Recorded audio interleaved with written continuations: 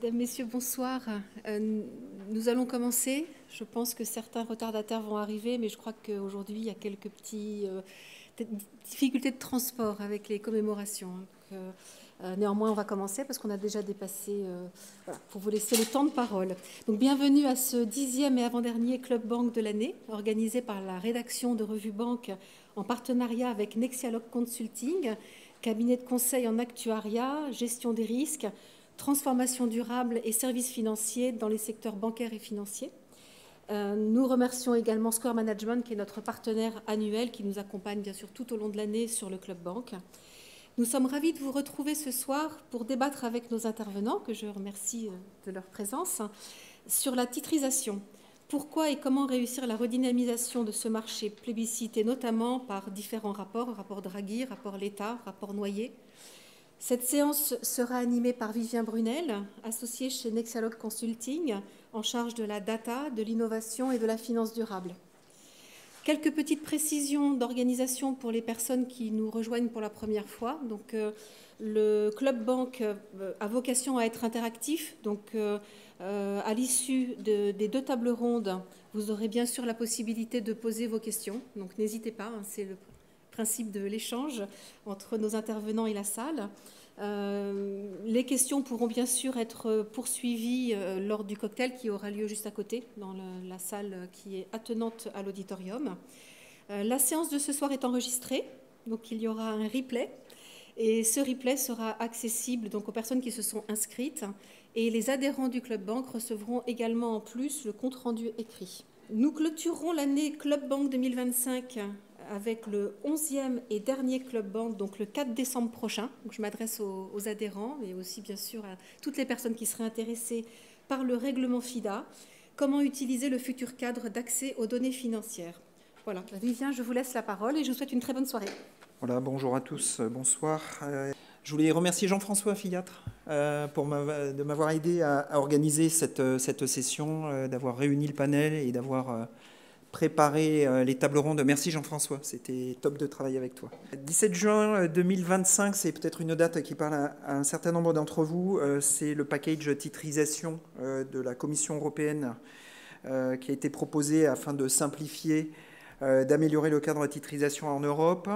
On va en reparler, on va le commenter notamment dans le premier panel. Alors pourquoi simplifier, pourquoi améliorer ce cadre de titrisation? Pour plusieurs raisons. D'abord, la titrisation, c'est un facteur d'accélération des flux monétaires. On sait que quand le financement circule vite, l'économie fonctionne mieux.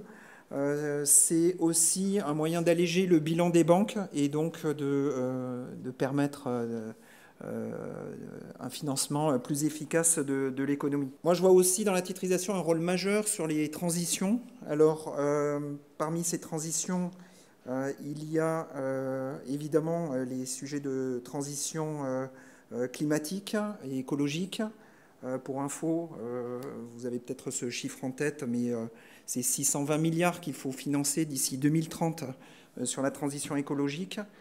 L'Europe a déjà un cadre de bonds verts, mais voilà, si la titrisation pouvait accéder à ce même statut d'émissions vertes, ça serait un facteur accélérateur pour le financement de ce type de transition. Les instabilités géopolitiques aussi engendrent des transitions qu'il faut financer, et on pense en particulier au secteur de la technologie, de la défense en ce moment. Et quand on pense au secteur de la technologie, de l'innovation, on pense aussi au financement des PME, et c'est vraiment le financement des PME aussi un facteur de souveraineté. Donc ce sont les PME qui font l'essentiel des innovations disruptives. Ce sont les PME qui feront la croissance de demain grâce à l'innovation. Et la France a même gagné un prix Nobel sur le sujet. Donc maintenant, il faut concrétiser et améliorer le financement des PME. Voilà, donc certains rapports ont été mentionnés tout à l'heure, et la Banque de France, l'ACPR, le ministère de l'économie et des finances ont aussi conjointement soutenu des dispositions visant à favoriser et à dynamiser le marché de la titrisation. Ça, c'était en février 2025. Juin 2025, j'en ai parlé, les réformes proposées par la Commission européenne. On va y revenir. Alors, qu'est-ce qui se passe ?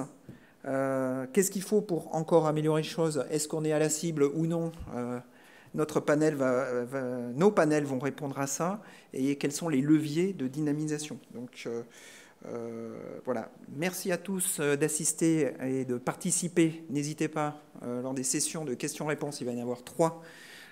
Une après l'intervention de Guillaume et puis une après chacun des 2 panels. Et je cède la parole désormais donc à Guillaume Olivier, expert de l'EBA. Guillaume va nous expliquer l'état des lieux et la pensée de l'EBA sur les dernières années et va nous expliquer la vision de l'EBA sur le projet de réforme de la Commission européenne. Et également le rôle de l'EBA dans les années à venir sur ces sujets de titrisation. Voilà. Merci Guillaume. Alors, donc, je suis ravi effectivement de faire cette intervention. Donc, l'idée effectivement, c'est de balayer en une vingtaine de minutes, de donner une perspective sur les 20 dernières années en titrisation. Je suis ravi parce que d'habitude, normalement, quand on m'invite, on me demande de faire en 20 minutes des résumés de rapports de 200 pages que pas grand monde lit. Donc, bon, j'espère que pour une fois, l'intervention intéressera la salle. Alors, ça va se passer en 3 temps. Je vais d'abord expliquer qu'est-ce qui s'est passé pendant la crise financière. Je vais ensuite expliquer quels ont été les effets et comment est-ce que nous, on a évalué ces effets à l'EBA. Et je vais terminer effectivement par la proposition de la Commission européenne en tant que telle et qu'est-ce que l'EBA en pense et quel est le rôle de l'EBA dans cette proposition. Alors, avant de commencer, je vais juste faire 2 petites remarques, juste remettre 2 slides très très généraux pour poser le cadre. Donc moi je travaille à l'autorité bancaire européenne qui est une des 3 autorités de surveillance européenne qui a été créée à la suite de la crise financière, à la suite du rapport de Jacques de Larosière. Donc on a aussi une autorité qui s'occupe des marchés financiers et une autorité qui s'occupe des assurances. Pourquoi je fais ce rappel très général? C'est parce que la titrisation, c'est quelque chose qui est cross-sectoriel, qui touche les 3 autorités. On a traditionnellement les banques qui émettent de la titrisation, les assureurs qui les achètent et l'offre et la demande se rencontrent sur les marchés. Alors évidemment, là je simplifie, c'est un peu plus compliqué, il y a d'autres acheteurs, mais c'est pour expliquer que vraiment, voilà, c'est quelque chose où les 3 ESA travaillent conjointement et vous verrez qu'on a fait beaucoup de rapports où c'est le Joint Committee qui publie ces rapports. C'est donc un rapport où les 3 autorités s'expriment. Alors le deuxième slide très général, ici peut-être un peu plus humoristique, l'idée c'est que comme la titrisation, c'est souvent quand même assez compliqué, il y a plein d'images et dans l'imaginaire collectif, plein d'images qui permettent de se représenter qu'est-ce que la titrisation.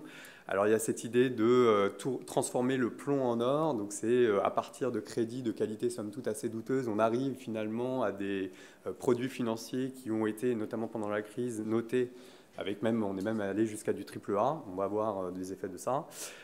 Ça vient grâce à des techniques de structuration, donc un tranchage.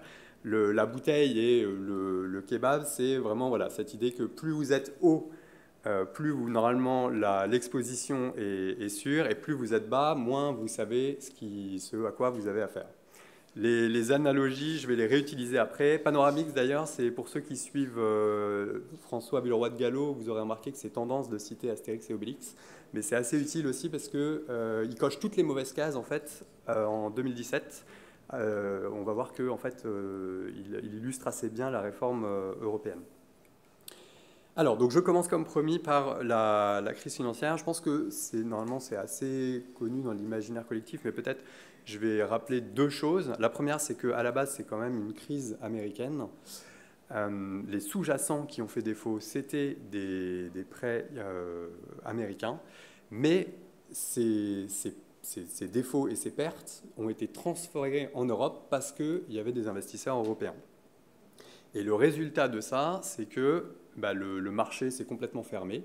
Alors on le voit sur l'évolution du stock, on voit qu'il diminue légèrement à partir de 2009, mais si on regarde plutôt le flux, donc ce qui est à droite, on voit que le flux est complètement mis à l'arrêt, surtout quand on regarde alors, la différence entre ce qui est bleu ou orange dans mon graphe à droite. Ce qui est gardé par les originateurs peut-être est en baisse, mais alors ce qui est même vendu, alors là, il n'y a quasiment plus rien. Alors face à ça, le régulateur... Hop, alors ça ne marche plus. Hop, voilà. Face à ça, le régulateur, il a deux réactions. Donc, d'une part, il faut, entre guillemets, colmater la brèche, c'est-à-dire s'assurer que les pertes seront suffisamment capitalisées, les pertes futures potentielles seront suffisamment capitalisées. Et d'autre part, il faut essayer de ne pas jeter le bébé avec l'eau du bain, il faut essayer de garder quand même un marché de la titrisation. Et donc, il y a deux approches possibles.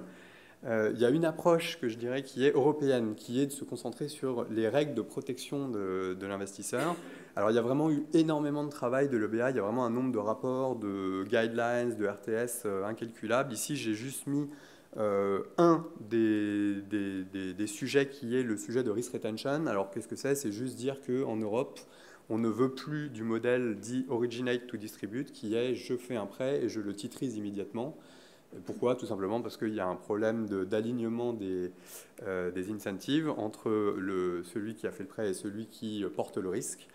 Et donc, on veut restreindre ce type de modèle et on demande que l'originateur garde une partie du risque.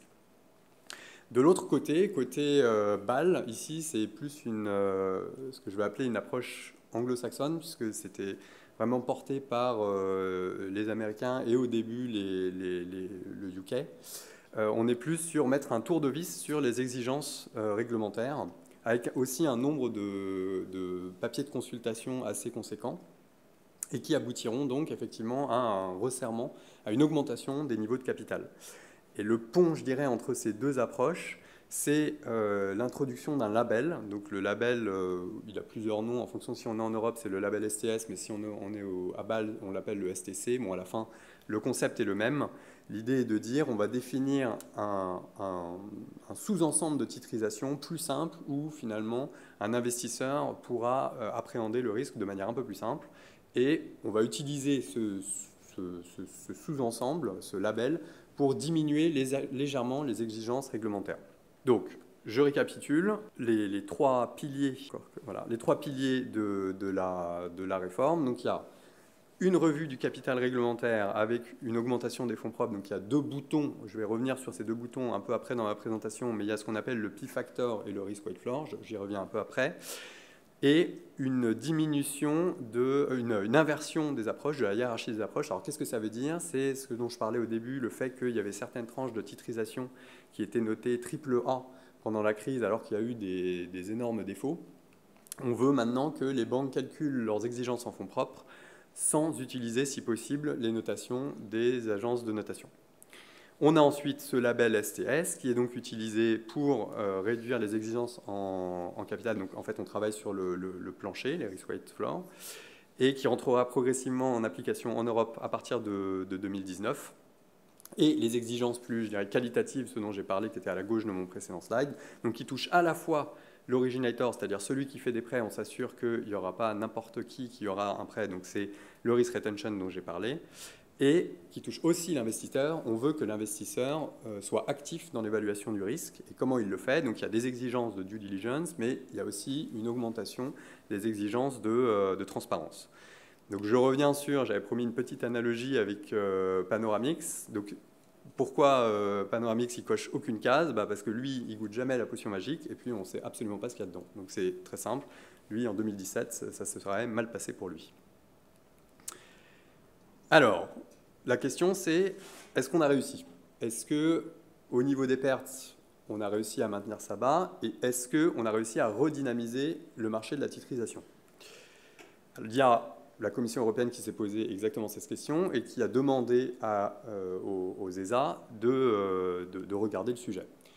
Au niveau des pertes, il n'y a pas eu de crise majeure, mais ce qu'on peut dire aussi, c'est qu'il n'y a pas eu de pertes significatives sur le marché de la titrisation.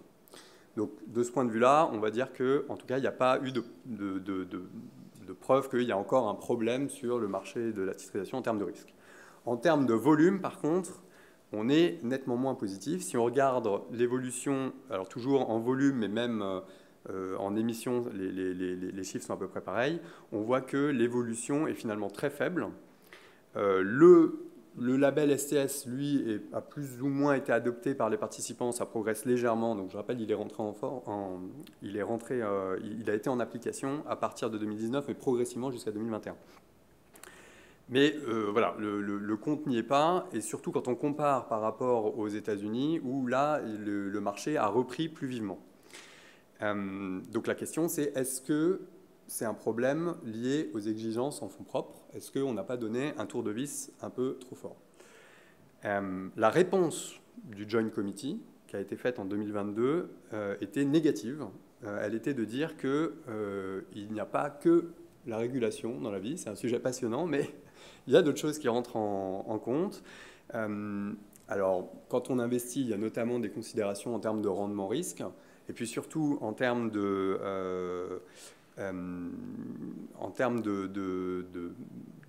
d'émissions de titrisation. En fait, les demandes de financement étaient relativement faibles. Pourquoi? Parce qu'on était dans une période où les banques centrales avaient une politique monétaire finalement relativement accommodante. Et donc, c'est normal aussi que le marché de la titrisation était peut-être moins dynamique parce qu'il y avait d'autres solutions de financement. Ceci dit, sur le cadre bancaire, l'EBA a recommandé des améliorations très pointues, centrées sur quelques petits aspects, sur des titrisations où, là, effectivement, on fait une titrisation pour manager son risque. Donc, on parle ici non pas des titrisations synthétiques, où il y a une vente réelle des sous-jacents. On parle pas des titrisations traditionnelles où il y a une vente des sous-jacents. On parle des titrisations synthétiques où là, cette fois, on titrise via des garanties. Et là, effectivement, peut-être que le cadre réglementaire a un impact. Et ici, peut-être qu'on peut améliorer le cadre. Donc, améliorer le cadre, ça serait jouer sur les deux boutons P-Factor et Risk-Weight Floor. Alors, je fais juste ce petit zoom. Donc, le Risk-Weight Floor, qu'est-ce que c'est? Le Risk-Weight Floor, c'est l'idée qu'on ne peut pas descendre sous un certain plancher de capital, même si on monte aussi haut qu'on veut dans la titrisation, dans la tranche, ou même si les sous-jacents sont de bonne qualité, à la fin, on ne peut pas descendre plus bas. Côté P-Factor, qu'est-ce que c'est? Alors là, c'est un peu plus complexe à appréhender, mais finalement, ça reste assez simple. L'idée du P-Factor, c'est de dire que si vous êtes exposé sur toutes les tranches de titrisation, ça vous coûtera plus cher que si vous êtes exposé sur tous les sous-jacents. Donc en fait, le simple fait de titriser, qui est un peu un tour de passe-passe financier, vous coûte en fonds propres. C'est pour ça qu'on appelle ça de la non-neutralité. Avec un P-Factor de 0,3, donc on aura une augmentation de 30%. Un P-Factor de 0,5, on a une augmentation du capital de 50%. Donc il y a deux paramètres sur lesquels on peut jouer. Et la recommandation de l'EBA, c'est plutôt de jouer sur le Risk-Weight Floor, juste quand on a ce qu'on appelle un risque d'agence plus faible. Et donc, comment on identifie ce risque d'agence plus faible? C'est quand on a affaire à un originateur, donc celui qui a fait le prêt, qui respecte certains critères du label STS. Donc ici, on s'est concentré sur 3 critères principaux, et qui en plus est suffisamment haut dans la tranche. Donc il y a 3 critères, on va dire, 5 si on prend en compte le fait qu'il y en a 3 dans le STS. Et ces 3 critères, si on les coche, alors on a un risque d'agence qui est plus faible, et donc on a le droit à des exigences en capital plus faibles. C'est un peu la philosophie de la proposition EBA. Donc c'est quelque chose qui est très ciblé. On est vraiment, là je montre les tables, finalement sur le P-Factor, ça ne bouge pas, et sur le Risk-Weight Floor, on est vraiment sur 2 petits chiffres qui bougent. Pour les tranches résilientes, en fonction de l'approche, voilà, il y a une diminution de 3% des risk-weights. Alors, pour ceux qui se posent la question de pourquoi, d'ailleurs, ça dépend de l'approche, c'est parce que dans le cas de l'approche standard CKC, le 10% ici, il est mis en relation avec les exigences en fonds propres sur les covered bonds. Et donc, quand on a fait la recommandation de diminuer les risk-weight floors, on ne voulait pas passer sous les risk-weights des covered bonds. Donc, ici, il y avait un peu on a préféré se concentrer juste sur les exigences où là, il n'y a pas de différence matérielle entre les covered bonds et la titrisation. Donc ça, c'était la partie vraiment capitale, la partie fonds propres. Ensuite, il y a la partie plus générale, donc sur les exigences dont j'ai parlé au début de protection de l'investisseur et sur des rapports plus généraux qui ont été cités en introduction. Ce qu'on a vu, c'est que le marché de la titrisation est résilient, ça c'est un rapport du FSB, et on en a vraiment besoin pour relancer le financement en Europe. Donc c'est effectivement les rapports Draghi, l'État et Noyer. D'un autre côté, en mars 2025, le Joint Committee a aussi fait une évaluation des exigences qui s'appliquent aux investisseurs, et il a donné 7 recommandations pour, je dirais, assouplir, là où on peut être peut-être un peu plus sensible au risque, assouplir ces exigences, de sorte qu'on réduise le coût pour les investisseurs pour permettre de relancer cette titrisation, pas juste par des diminutions sur les exigences en fonds propres. Alors on arrive à la fin. Quelles ont été les propositions de la Commission? Alors, sur les exigences quantitatives, ce qu'on peut dire du slide, c'est qu'il est assez fourni. On n'est plus du tout sur commenter un pourcentage. Là, la Commission européenne a, on va dire, suivi la recommandation EBA, mais elle s'est permis probablement de prolonger un petit peu la logique. Et on arrive sur une proposition qui finalement quand même est assez complexe. On part des risk-weight floors où il y a 2 risk-weight floors et des p-factors où il y a 4 p-factors à quelque chose où voilà, on a toute une matrice. Est-ce que la complexité en vaut la chandelle? C'est l'objet de la discussion du trilogue qui est actuel. Pour ceux qui suivent le sujet de manière active, vous aurez peut-être remarqué qu'il y a eu une opinion de la BCE qui a été publiée il y a 2 jours qui dit que probablement le framework est un peu plus complexe. Donc voilà, peut-être ici il y a des ajustements à faire. Côté EBA, ce qu'on en pense, c'est que ça va dans la bonne direction. Est-ce qu'il faut changer tel paramètre, réduire la complexité? On n'a pas forcément un avis tranché. Par contre, ce que ces 2 tableaux montrent, c'est qu'on est un peu au bout de la logique de toucher les 2 boutons de risk-weight floor et de p-factor. Et donc si on veut vraiment s'attaquer au problème, il faudrait revoir plus en profondeur la formule en tant que telle et peut-être retravailler au comité de Bâle sur cette formule. Donc ça, c'est la proposition côté exigence en fonds propres. Ensuite, côté protection de l'investisseur, la Commission a largement repris les 7 recommandations qui avaient été formulées par l'EBA en 2015. Je vais m'en concentrer sur 2, puisque c'est celle où l'EBA a un rôle un peu prépondérant. Alors, il y a des exigences de transparence qui vont être diminuées. Donc ça, je pense que c'est vraiment un peu le buzzword à Bruxelles en ce moment, qui est de simplifier, d'essayer de faire en sorte qu'on diminue les coûts en compliance sur la régulation. Pas forcément déréguler, mais par contre réduire les coûts en compliance. Donc typiquement, le reporting, la transparence, c'est vraiment quelque chose où là, on peut essayer de jouer. Et donc, il y a un objectif affiché de réduire de 35%. Alors, il faut le prendre évidemment avec souplesse, mais voilà, l'idée est de réduire les exigences en reporting et de faire une distinction entre les titrisations publiques, où là, il faut vraiment que l'information soit maximale, et les titrisations privées, où là, effectivement, peut-être on peut se satisfaire d'un template plus réduit, puisqu'on est sur une relation, pas une relation finalement de marché. Et donc, ici, je pense que ce qui est intéressant de voir, c'est que c'est l'EBA qui est en charge des travaux.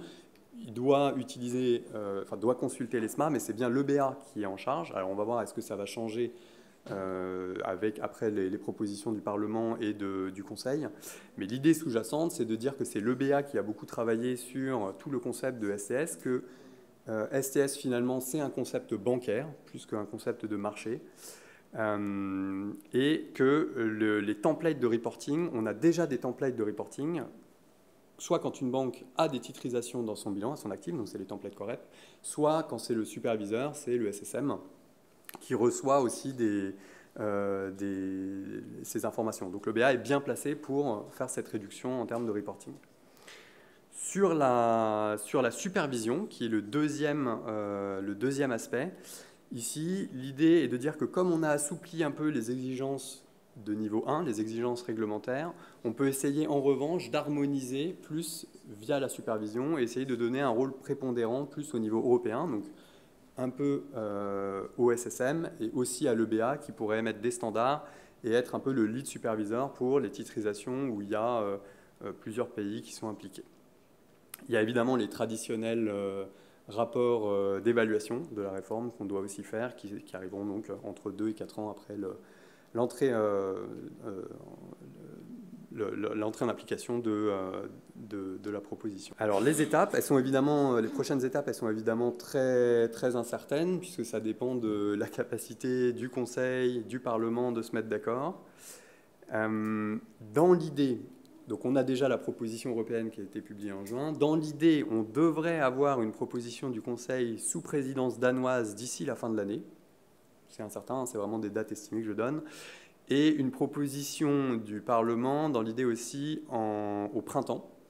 Et si ensuite ça se passe bien, on devrait avoir une fin du trilogue et une proposition finale où les 3 acteurs se sont mis d'accord d'ici fin de l'année prochaine. Disponible si vous avez des questions. Oui, due diligence more proportionate, c'est pas reduce scope on EU issuers, c'est non-EU issuers. Il me semblait qu'en fait, c'était les due diligence étaient plus allégés en fait pour les EU issuers, mais peut-être que c'est moi Bien qui... sûr, oui, c'est enfin, ah, donc là, le slide est peut-être un peu bien condensé. Le sens, donc, effectivement, on a l'idée de ne pas dupliquer le due diligence. Donc, on se dit que si le due diligence a été fait par un EU issuer, effectivement, il n'y a pas besoin de le refaire. Ouais. Ok, merci. Bonjour. Alors, un petit point de précision, moi, sur les titrisations publiques ou privées, et notamment les obligations de transparence. Vous avez parlé de transparence plus ou moins différente. Est-ce que vous pourrez préciser un petit peu sur ce point en particulier? Alors, les travaux n'ont pas encore commencé puisque les travaux à l'EBA n'ont pas encore commencé puisque à l'origine, c'était des travaux qui étaient menés par l'ESMA. Et donc, au niveau EBA, nous, on trouve ça très logique que ça soit nous qui reprenions un peu le dossier. Mais c'est vrai que pour l'instant, on n'a pas commencé à regarder exactement. On attend en fait que la proposition soit clarifiée et de s'assurer que c'est bien nous qui aurons ces mandats. Après, si on rentre dans le détail, dans l'idée, ça serait effectivement aussi de jouer peut-être sur des données qui pourraient être soit obligatoires ou volontaires. Donc, il y a plusieurs types. On peut se concentrer sur quelles données on reporte et est-ce qu'on rend la donnée obligatoire ou pas obligatoire. Maintenant, en rentrant dans le détail, ça c'est quelque chose sur lequel on n'a pas encore travaillé. Oui, bonsoir. J'avais 2 questions sur les traitements prudentiels. La première, c'était est-ce que la proposition discrimine entre titrisation synthétique et titrisation classique? Et la seconde, c'est si vous pouviez un peu systématiser votre comparaison avec les cover bonds. Est-ce que justement la proposition va plus loin, va jusqu'à aligner le traitement? Théoriquement, donc on parle de... la distinction se fait sur quand on est originator. Donc quand on est originator, dans l'idée, on se dit que c'est plus... la proposition est plus sur des titrisations synthétiques. Dans l'idée, c'est ça que ça touche, c'est quand on aura des garanties. Il pourrait y avoir des titrisations traditionnelles, mais c'est vrai qu'on voit mal pourquoi on aurait fait l'idée de la titrisation traditionnelle, c'est d'avoir du financement, donc de recevoir du cash, et on voit mal pourquoi on garderait une tranche senior, donc la majorité des expositions, en ayant juste vendu la partie first loss. Donc, voilà. Donc, théoriquement, il n'y a pas de distinction, mais en pratique, si. En pratique, on touche bien la titrisation synthétique. Et ensuite, sur systématiser la comparaison avec covered bond, donc effectivement, là maintenant, alors c'est difficile parce que là, les planchers de risk weight deviennent sensibles au risque. Donc ça va dépendre aussi du sous-jacent. On peut regarder par contre ce que la Commission a introduit, c'est-à-dire des planchers sur les planchers. Donc on est vraiment maintenant sur une complexification. On a un plancher qui dépend de la qualité du sous-jacent et on a un plancher de plancher qui dit qu'on ne peut quand même pas redescendre plus bas. Les planchers de plancher, effectivement, ils peuvent arriver dans certains cas à des exigences en fonds propres qui sont plus faibles que des covered bonds. Maintenant, on repart sur votre première question. Normalement, les covered bonds, on est pour du financement, pour avoir du cash. Là où la titrisation synthétique, on est plus pour manager son risque, c'est-à-dire transférer le risque sur quelqu'un d'autre. Donc, normalement, il ne devrait pas forcément y avoir une compétition entre les deux produits. Il n'y a pas forcément ne voit pas forcément ça comme un problème.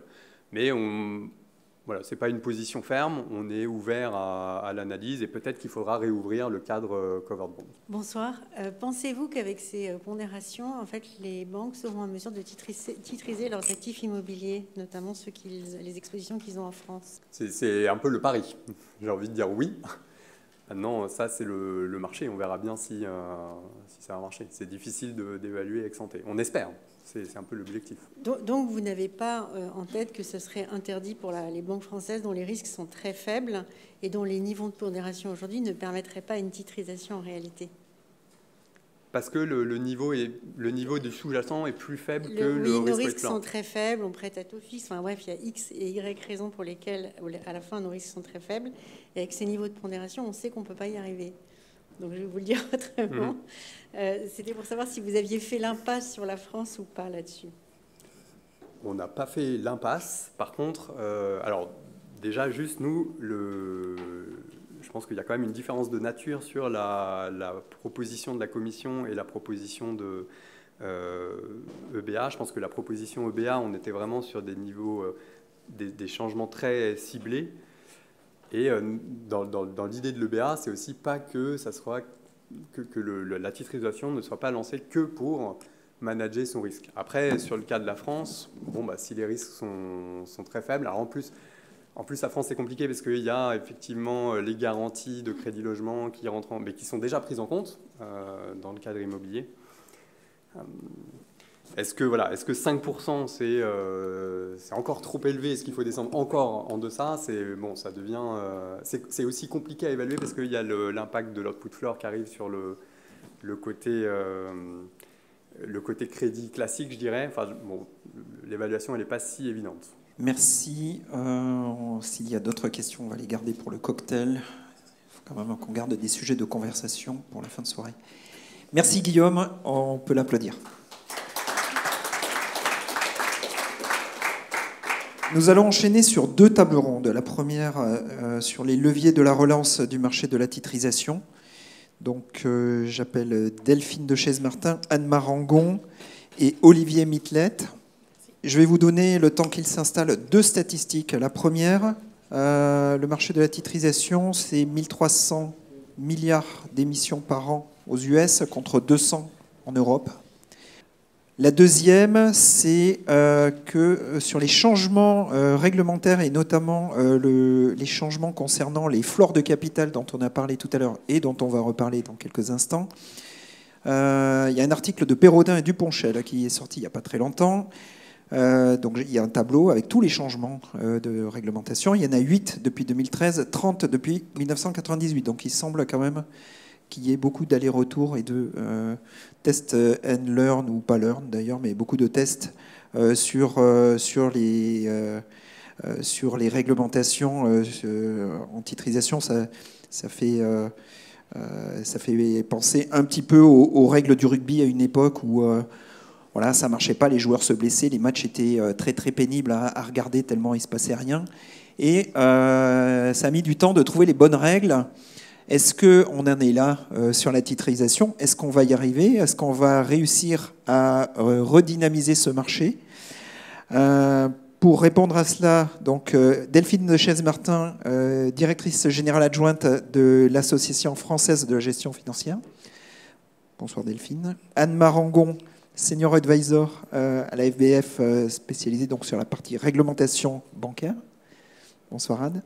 Et Olivier Mitlet, directeur du département banque d'investissement et de marché affaires bancaires et financières, Europe et internationale à la FBF également. Bonsoir Olivier. Et on va commencer. On va commencer par Olivier.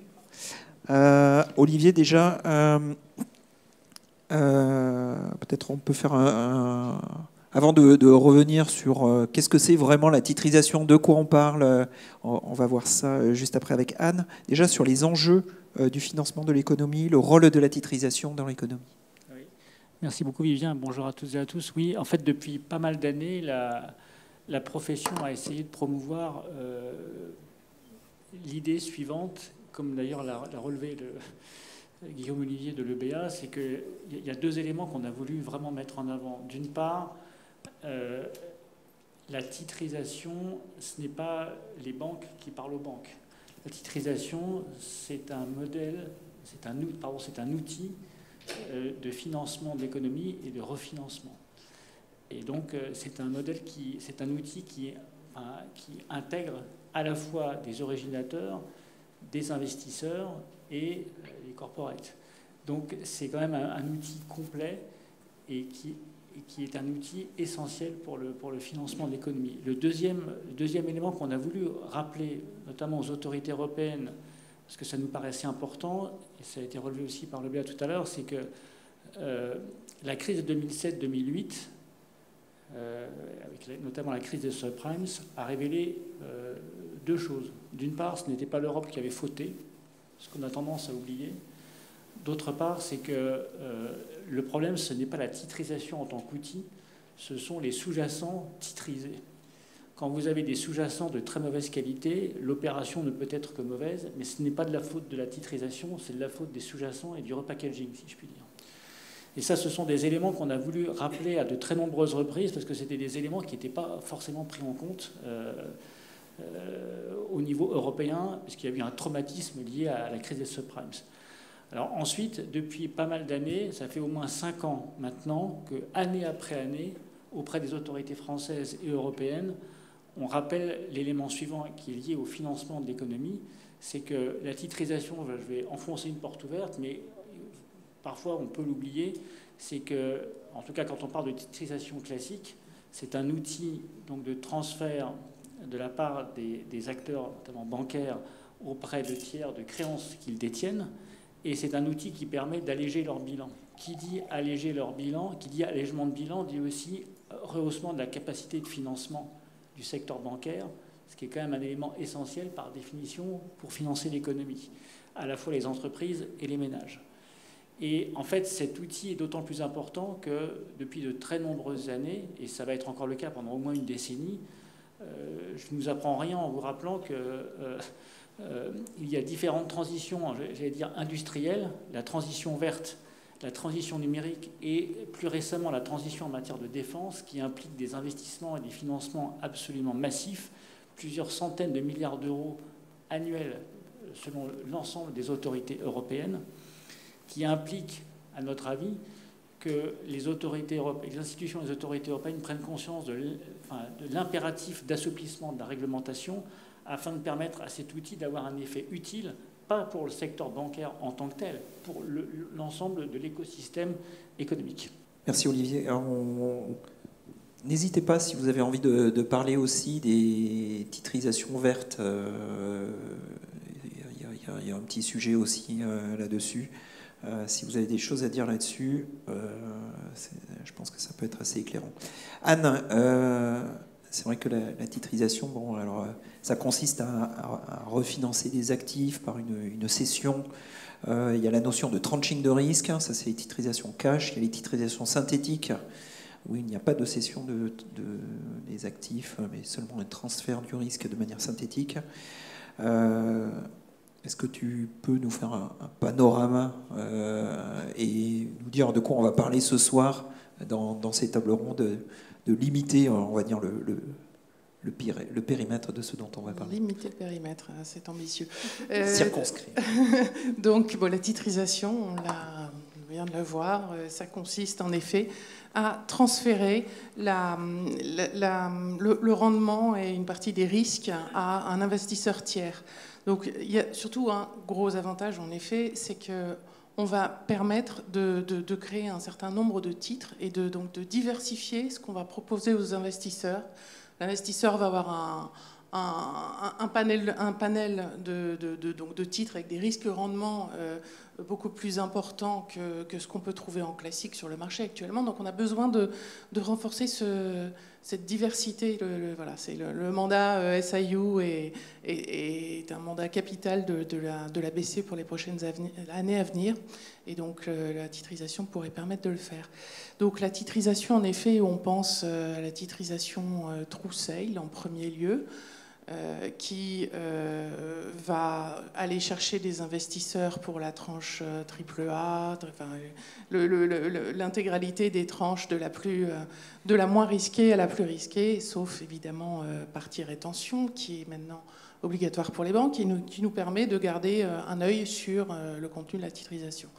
On a vu dernièrement, je dirais avec les contraintes prudentielles en majorité, que ce n'était pas évident de faire de la titrisation through sale. Donc il y a la titrisation synthétique qui s'est développée aussi.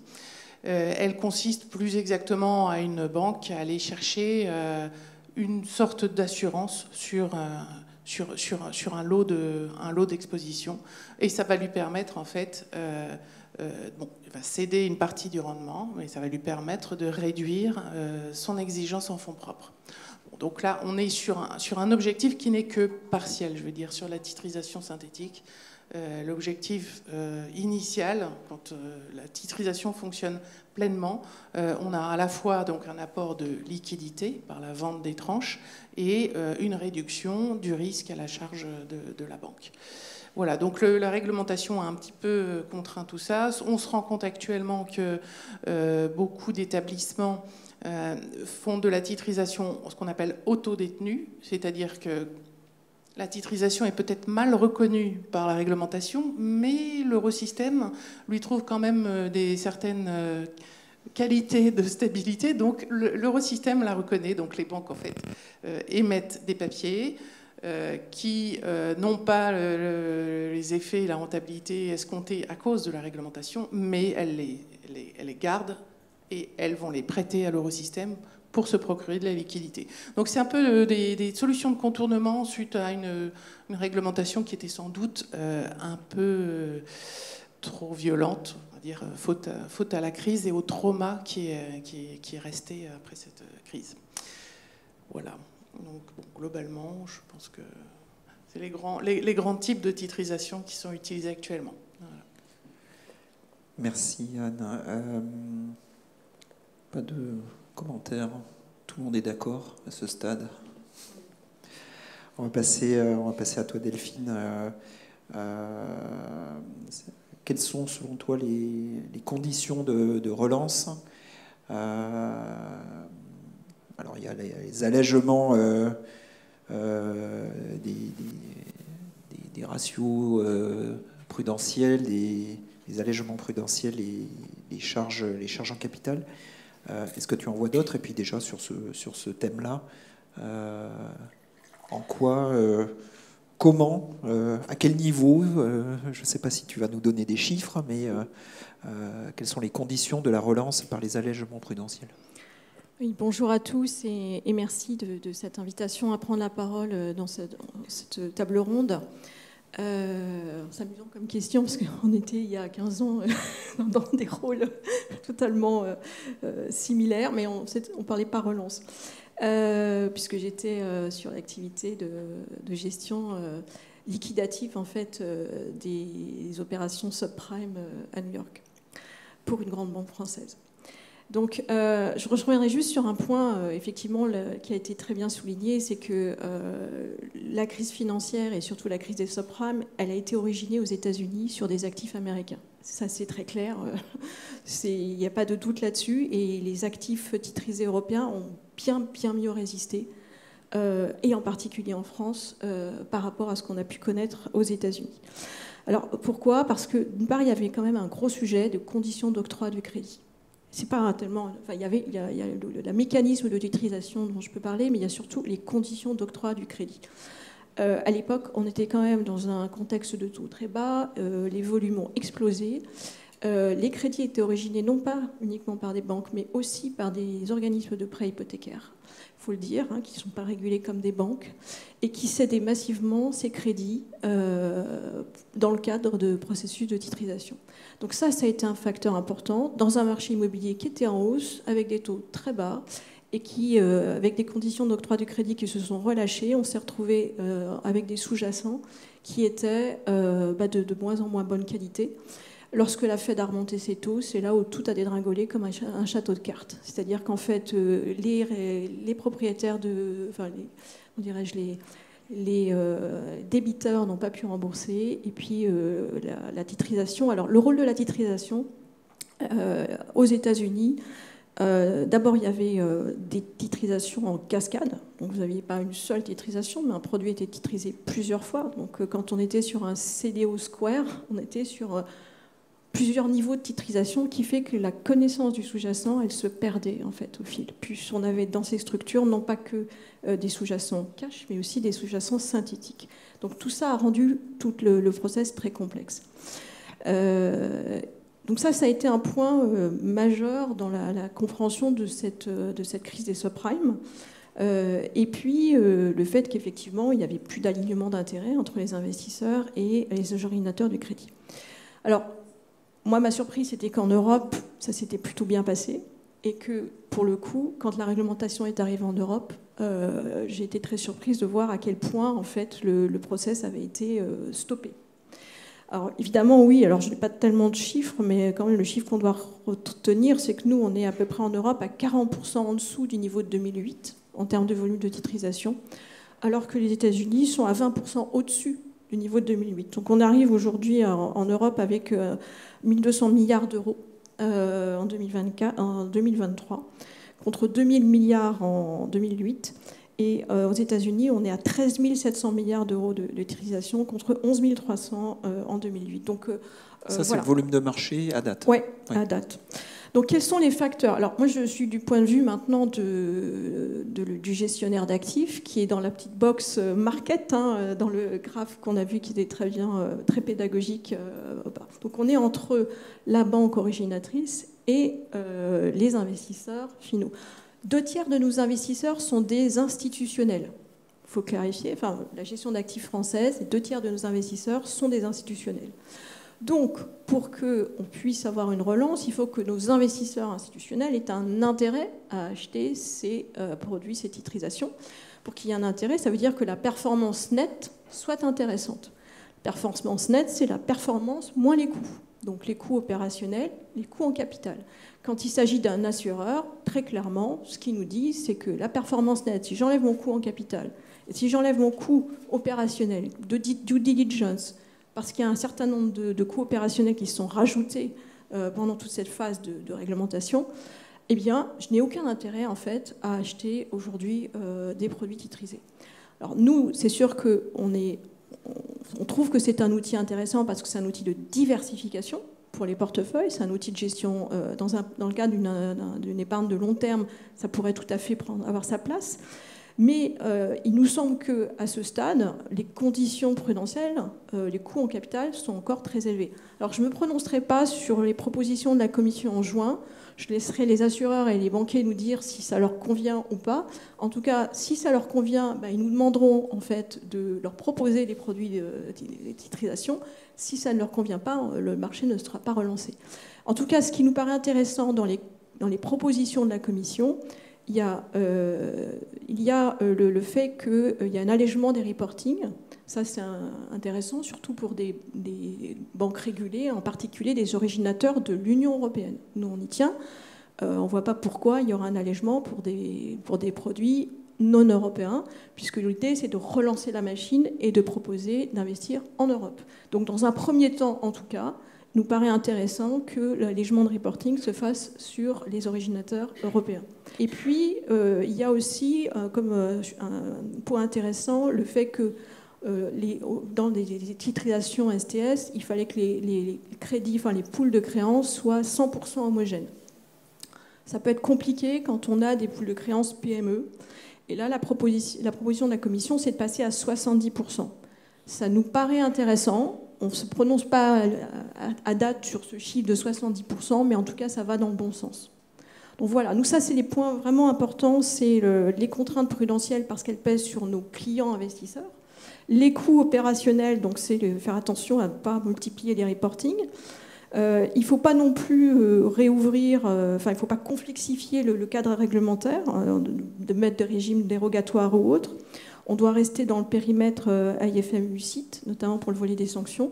On a un produit qui a été réactualisé il y a un an, qui est LTIF 2.0, qui permet d'investir 20%. Donc ça, c'est plutôt destiné au retail, 20% en titrisation STS, voir si on peut l'aménager.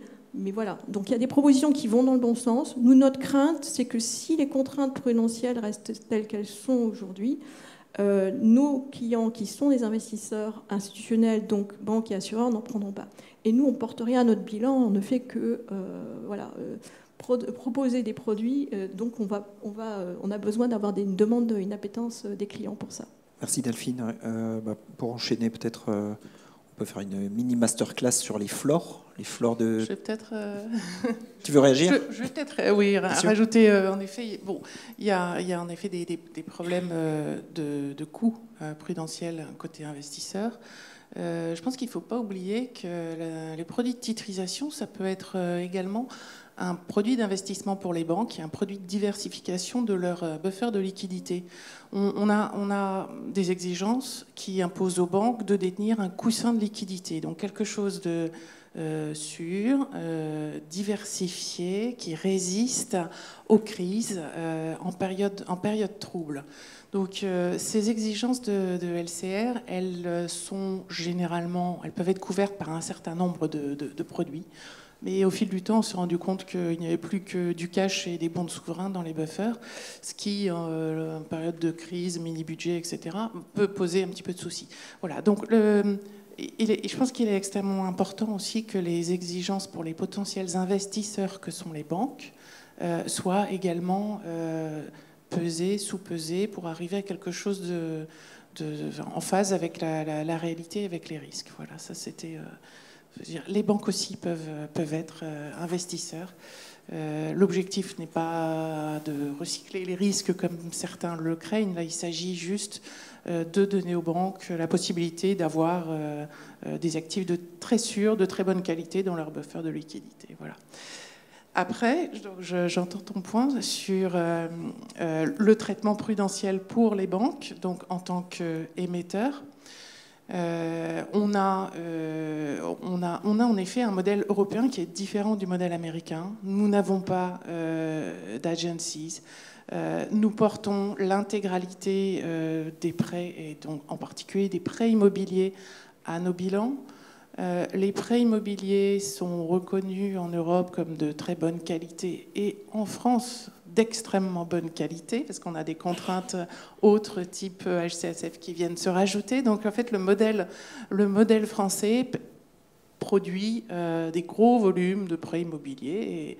Et dans le contexte actuel, j'avoue que c'est le périmètre qui nous inquiète le plus. Voilà, on discute beaucoup dans les débats de périmètres qui vont faire 1%, 2%, voire 10% maximum de ce qu'on peut espérer au niveau des futurs volumes de relance de la titrisation. Mais en fait, l'énorme glaçon, il est en train d'être complètement zappé, et ça, c'est assez inquiétant. Au niveau de la réglementation, donc, il y a des propositions qui sont faites. Je repasse sur quelque chose de visuel, parce que sinon, en effet, c'est un peu compliqué. Comme le disait Guillaume Olivier tout à l'heure, on a surtout deux curseurs qui sont en train d'être ajustés pour la réglementation.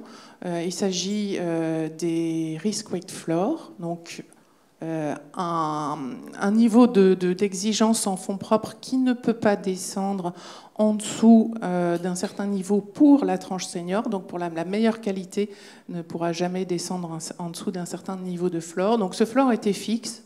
La proposition actuelle de la Commission est de le rendre sensible au risque, qui est assez entendable, puisque un actif risqué, un pool d'actifs risqués, on s'attend à ce que, in fine, une fois qu'on applique les paramètres de P-factor et de risk weight floor, les actifs, l'actif minimum, la pondération minimum soit quand même plus élevée que sur un actif qui est très sûr par nature, avant même la titrisation.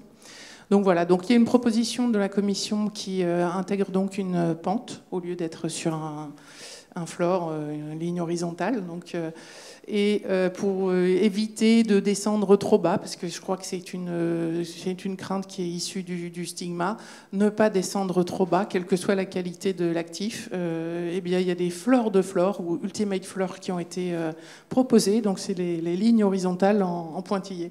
Donc, à 5%, récemment remonté à 6% pour la typologie STS résilient, donc la crème de la crème. Voilà.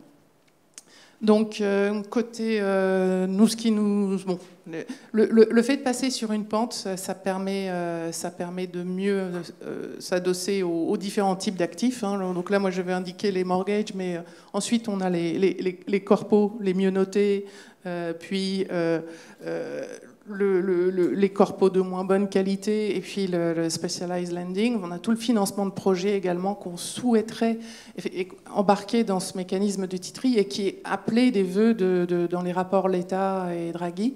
On a besoin de chercher, enfin de trouver des moyens, des ressources et des financements pour ces futurs projets verts et projets d'infrastructures européens, que ce soit des usines de batteries ou des panneaux solaires. Il faut qu'on arrive à trouver des financements. Il y en a pour 800 milliards, donc il faut aller les chercher. Voilà. Donc, on a tout un panel de produits qu'on doit intégrer dans ce graphique et leur trouver des risk wake floors qui permettent économiquement de les titriser. Donc bon, abaisser la pente, c'est un point nécessaire pour que ça permette d'embarquer un maximum de produits. Et abaisser le floor du floor, donc là c'est plus spécifiquement, c'est vrai, sur une problématique franco-française. Voilà, les prêts à taux fixe avec contrôle de la capacité de remboursement du débiteur, c'est quelque chose de français. On a des taux de défaut qui sont extrêmement bas. Et pour que économiquement ça passe, 5% ça passe pas. Il faut qu'on soit à 2 ou 3%. Et donc on entend de plus en plus que le champ des possibles se resserre. Grosse inquiétude, l'énorme volume de prêts immobiliers, ce qui est géré aux US par les agencies. Pour l'instant, ça resterait au bord du chemin. Voilà, donc c'est assez inquiétant. Voilà, je vais faire 2 secondes de l'avocat du diable en plus. Antoine est sorti quelques instants, donc il aura peut-être des éléments tout à l'heure. Mais est-ce que les risques climatiques introduisent quand même pas des impacts systémiques sur les portefeuilles de mortgage qui sont très diversifiés, qui sont certes de très bonne qualité en termes à moyen terme? Comment c'est appréhendé? Je ne sais pas si Arzou, toi, tu as aussi des réponses là-dessus. On attendra aussi Antoine. Sur les prêts immobiliers, c'est un risque de plus qu'on intègre progressivement dans les mesures de risque, que ce soit interne ou dans le cadre officiel, etc. C'est un risque qu'on doit suivre. Tout ce qui est DPE, etc., ça devient un moment crucial. Je crois qu'Antoine revient, c'est parfait. Chut. On a tous remarqué qu'Antoine, tu n'étais pas là. On a commencé à parler de garantie, et derrière la garantie du bien résidentiel qui peut être situé dans des zones à risque. Et donc des risques qui peuvent survenir du fait de sous-jacents qui, dans le temps, et même aujourd'hui, peuvent avoir des niveaux de DPE qui soient très faibles. Et Antoine est mieux placé que moi pour en parler, puisqu'ils étudient ça de très près au Crédit Logement. Mais il est certain que lorsqu'on est côté investisseur, on est content d'avoir des prêts qui sont garantis par du cautionnement. Mais on n'a pas encore conscience, je pense, aujourd'hui, du fait que si les prêts, les sous-jacents sont garantis par une hypothèque, qu'est-ce qu'il en sera dans 20 ans de la valeur de ce bien, de ce sous-jacent, dans le cadre des opérations dans lesquelles ils ont pu investir. Donc je pense qu'on va avoir l'occasion d'en discuter maintenant lors de la deuxième table ronde.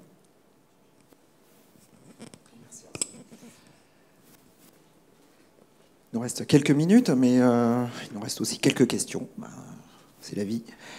Olivier, peut-être on peut parler de l'allègement des contraintes de reporting et de due diligence. Voilà, si tu peux nous faire un rapide topo là-dessus, s'il te plaît. Merci. En fait, si je résumais ce que l'on pense de la proposition de la Commission européenne sur cet aspect marché, je dirais que c'est une proposition qui est positive et qui va dans le bon sens, mais qui n'est pas suffisante et doit encore être améliorée pour promouvoir permettre une véritable relance de la titrisation européenne. Alors, en deux temps, pourquoi elle est positive? Elle est positive pour différents points. Alors, il y a un point qu'a déjà rappelé Delphine, qui est l'assouplissement de certains critères STS, notamment celui de l'homogénéité des poules d'actifs. Ça, c'est pour les PME-ETI, enfin les SME au niveau européen, 70% et plus 100% maintenant, mais aussi, notamment pour deux points. À la fois, effectivement, dans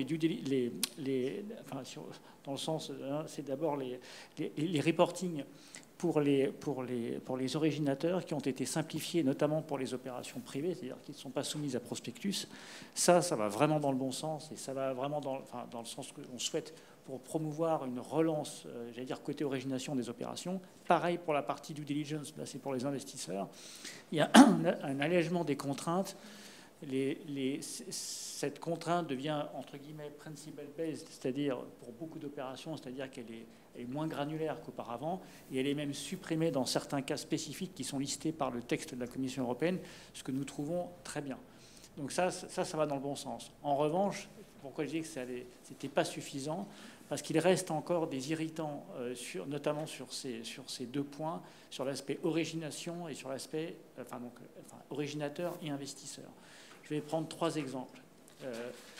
Rapidement, sur les originateurs, il y a une volonté de la Commission européenne de modifier le périmètre de ce qu'on appelle les opérations publiques, c'est-à-dire celles qui étaient initialement uniquement soumises à prospectus.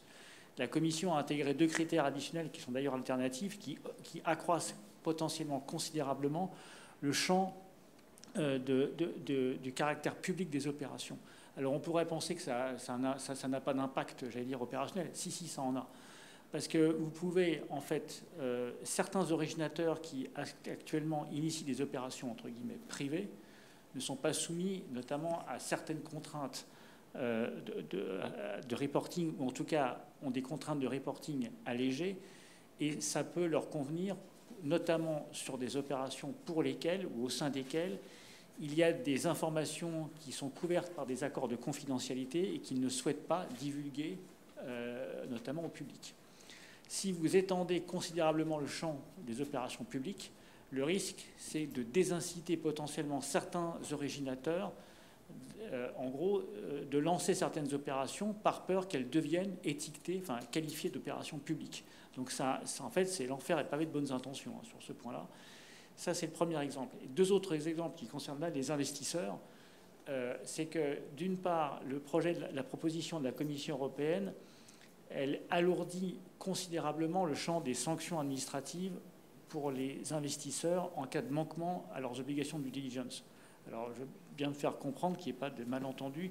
L'idée, ce n'est pas de dire quand vous faites très mal au due diligence, vous n'avez pas de sanctions à avoir. Ce n'est pas du tout ça. Simplement, c'est que le texte a considérablement renforcé la contrainte et surtout le plafond qui maintenant, potentiellement, alors c'est un plafond certes, mais quand même, 10% du chiffre d'affaires, excusez du peu, c'est tout simplement systémique. Et en gros, ce plafond-là, tel qu'il est ficelé, pourrait là aussi désinciter fortement de nombreux investisseurs, donc côté gestion, assurance, etc. Et pas seulement les banques, comme disait Anne. Les banques peuvent être investisseurs, mais il y a aussi beaucoup d'autres investisseurs long terme en fait, qu'on attend pour développer le marché.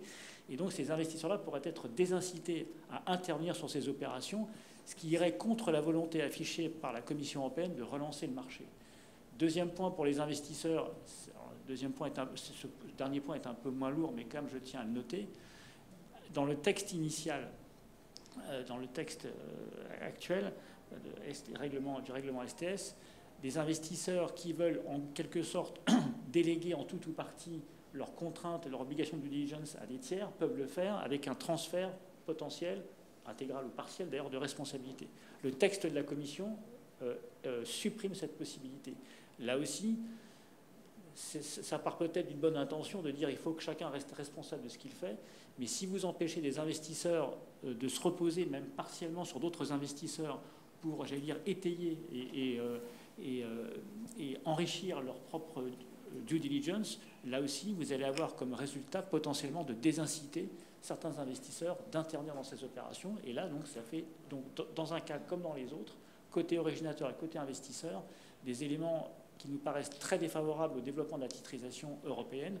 Et c'est pour ça que sur ces points-là, je n'entrerai pas dans le détail maintenant, ce n'est pas l'objet, mais il y a des contre-propositions qui sont formulées par la profession pour essayer d'assouplir le texte sur ces points-là. Ouais, je confirme tout à fait, c'est ce que je disais quand je disais qu'en fait la titrisation devait rester dans le cadre de AFIFM, UCIT, pour ce qui est des sanctions. C'est bien pour ça, pas qu'il y ait de régime dérogatoire sur la dérogation par rapport au régime habituel. Enfin, je veux dire, l'investisseur, il fait ses due diligence sur tout type de classe d'actifs. Et si sur la due diligence, il y a un risque particulièrement fort d'être sanctionné, évidemment que ça ne va pas être un élément encourageant. Après, je ne sais pas, enfin, la relance de la titrisation, c'est accepter qu'il y ait du risque qui soit transféré d'un point A à un point B.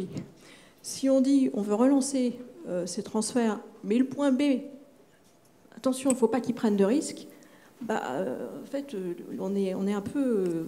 il y a une espèce de comment dirais-je, de schizophrénie, quoi. Enfin, le transfert de risque qui se fait, comme le disait tout à l'heure M. Olivier, il n'y a pas de disparition du risque. Donc, il y a un transfert. Par contre, il faut que les investisseurs puissent prendre ce risque. Donc, s'ils ne peuvent pas le prendre parce que contrainte prudentielle, parce que risque de sanction, parce que... Enfin, bref, non, on n'ira pas dans le sens d'une relance. Après, sur les contraintes prudentielles, encore une fois, c'est aux banques. C'est aussi le sujet de la transparence sur lequel on voulait conclure. Ça, c'est un point important. C'est antagoniste, en fait. Oui, la transparence, c'est un point important. Je pense qu'au-delà de l'alignement d'intérêts, qui était un sujet, plus important encore, c'est la transparence sur les opérations et sur les conditions d'octroi des crédits. L'investisseur...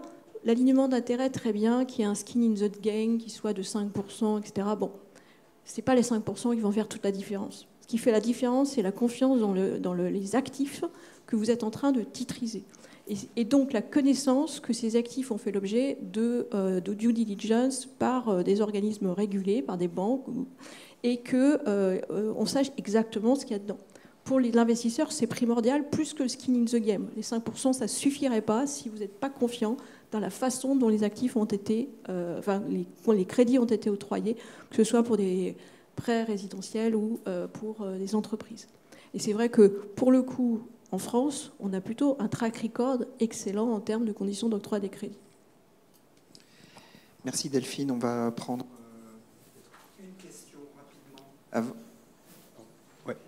Moi, j'ai juste 2 commentaires et une question. Donc, premier commentaire sur la remarque très générale en introduction sur le problème était aux États-Unis et en Europe tout allait bien.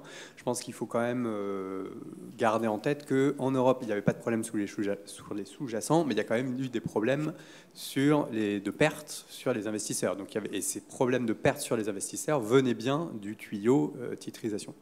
Le deuxième commentaire que j'ai, c'est je comprends que donc, les propositions sont plutôt appréciées sur le volet protection de l'investisseur, moyennant les 3 remarques de Olivier sur...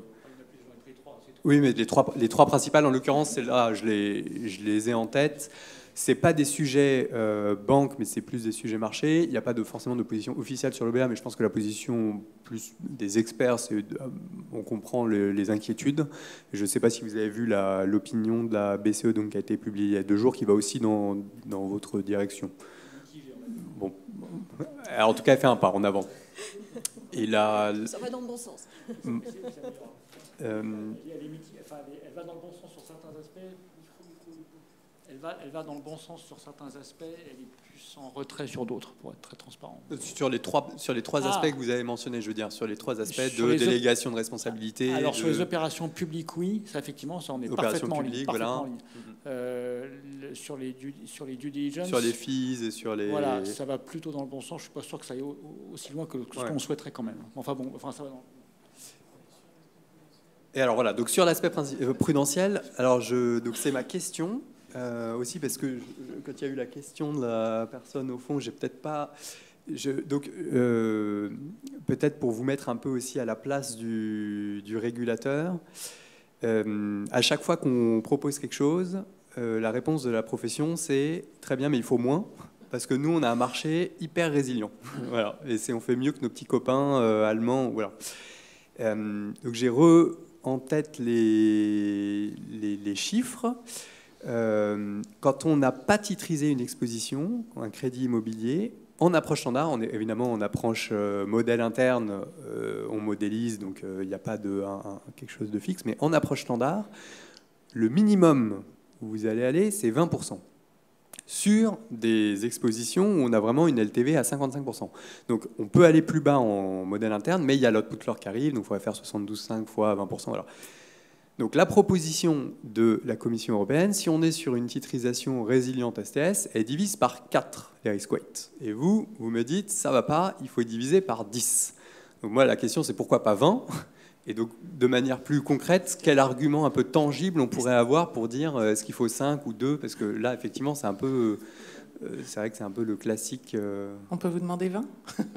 Non, en fait, on a regardé par rapport au niveau de risque qui sortent en effet des modèles internes. En effet, il y a les sujets d'output floor qui arrivent et qui posent également souci. On est bien d'accord. C'est pour ça qu'on a aussi des demandes sur le P-Factor, prolongation de l'amendement Boyer, etc. Parce que, oui, on a un deuxième effet ciseau derrière qui consiste à... Les modèles internes, je n'ai pas en tête les résultats spécifiques des banques françaises. Donc je ne sais pas si on est à 2% de risk weight en modèle interne, mais pour vous, il faudrait par exemple un écart de combien entre modèle interne et titrisation ? En fait, quand on est avant titrisation, on est au-dessus, mais si on veut titriser et avoir des tranches qui portent du risque majoritaire et des tranches qui sont allégées, les modélisations nous sortent quelque chose aux alentours de 3%. Et après, tout dépend de la performance nette pour l'investisseur final. Hein. Parce que c'est ça qu'il faut tenir compte. Il faut que ce soit suffisamment attractif pour que quelqu'un l'achète. Donc voilà, donc vous prenez le taux de le rendement du crédit, moins tout ça, moins les coûts, moins le coût en capital, etc. Et vous arrivez à un taux qui, si c'est trop faible, on n'aura pas d'acheteurs comparé à d'autres produits, d'autres classes d'actifs. Alors, évidemment, c'est beaucoup plus facile de titriser des produits fortement leveragés, etc. C'est ce qui se passe aux US. D'ailleurs, le gros de leurs prêts immobiliers sont gérés par un autre canal, des agencies, et eux, ils gardent les prêts les plus risqués, et c'est eux qui injectent dans des titrisations. Et c'est pour ça qu'on a du volume aux US. En fait, c'est sur la partie... la moins safe. Donc là, les ultimate floors, les floors de floor, bon, juste, ils nous empêchent de titriser la meilleure part de nos actifs et on doit se concentrer sur les plus risqués. C'est pas tout à fait logique. Alors il y a un papier de Perraudin et Duponchel qui proposait de faire un floor en pourcentage du KIRB du portefeuille sous-jacent. Je vous laisse y réfléchir d'ici le cocktail. Merci. Merci à tous les trois et nous allons enchaîner sur... On peut vous applaudir.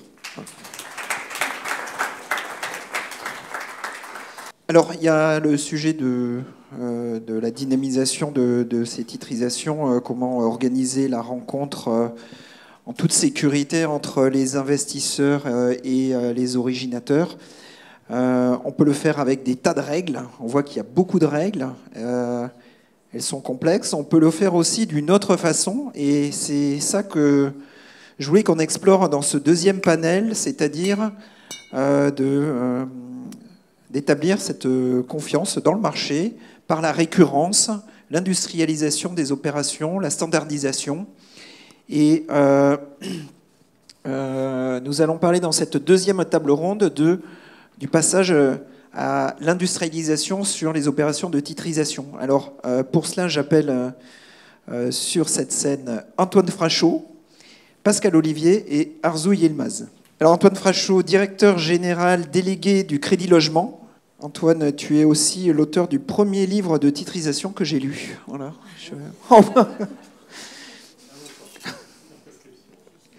Pascal Olivier, Senior Advisor, Société Générale Corporate and Investment Banking. Tu structures pour compte de tiers. Et tu vas nous expliquer, et pour Soggen aussi, qui est un des tiers parmi tes clients. Et enfin, Arzu Yilmaz, fondatrice de AAA. Voilà. Arzu Advanced Advisory. On va commencer avec toi, Arzu. Plaisir, bonsoir à tous. Alors, qu'est-ce que c'est l'industrialisation et en quoi ça aide à fluidifier ce marché de la titrisation? Oui, c'est un sujet qui est assez complexe parce que tout le monde sait à quel point une première opération est compliquée à mettre en œuvre. Auprès d'un émetteur, une opération inaugurale, ça signifie un énorme budget pour la mise en place. Ça signifie aussi une certaine maîtrise pour la mise en place de ce type d'opération, et puis l'étude des coûts et de l'intérêt, la comparaison avec les niveaux de refinancement qui peuvent être obtenus par l'émetteur par ailleurs sur d'autres canaux, et très régulièrement l'émetteur, avant de se lancer dans un programme de titrisation, va décider d'abord d'en faire une étude de faisabilité, parce que, j'y reviendrai, mais ça signifie une opération de titrisation, une mise en place, une réorganisation en interne. Oui. Ok. J'ai pas l'habitude de faire des concerts, mais je vais prendre la main.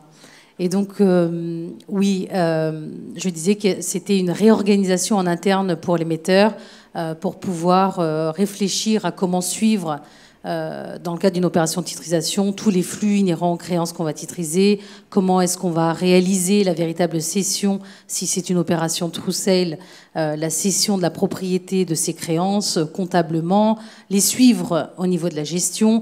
Et l'industrialiser, ça veut dire mettre en place des programmes de titrisation auprès de potentiels émetteurs, des programmes qui seraient bien ficelés, une organisation en interne qui serait en place et qui permettrait d'accueillir des opérations récurrentes sur le marché. Des opérations récurrentes, ça veut dire quoi? Ça veut dire que côté investisseur, c'est une étude qui est faite à un moment donné sur le programme, et ensuite la possibilité de pouvoir revenir sur ce programme à chaque fois qu'il y a une nouvelle émission. Et donc un travail d'analyse qui est intéressant et qui est important une première fois, mais ensuite qui est assoupli par la suite. J'ai mis en place un programme de titrisation en 2019 quand je travaillais avec Antoine dans une précédente fonction. Et ensuite, après la mise en place de ce programme qui s'appelle Harmonie, tous les 6 mois, nous sommes sortis avec une opération de titrisation sur les marchés. Est-ce que je peux dire que j'avais industrialisé la titrisation à l'époque? Oui, au sein de l'établissement bancaire où nous étions, nous l'avions industrialisé.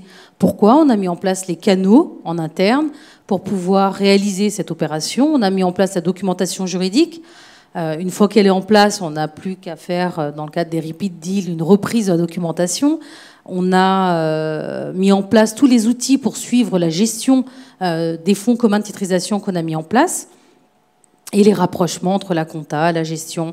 Et donc, ça a été pour l'émetteur un outil, un canal de refinancement supplémentaire, mais qui en plus a permis une économie énorme en coût de refinancement compte tenu de sa situation. Est-ce qu'on peut reproduire ça auprès de tous les émetteurs? Pourquoi pas, tout en gardant à l'esprit le fait qu'il y a un coût de mise en place qui est assez conséquent, et un coût de maintien aussi des FCT qui sont en vie durant toute la durée de vie en fait de ce fonds commun de titrisation qui serait en place.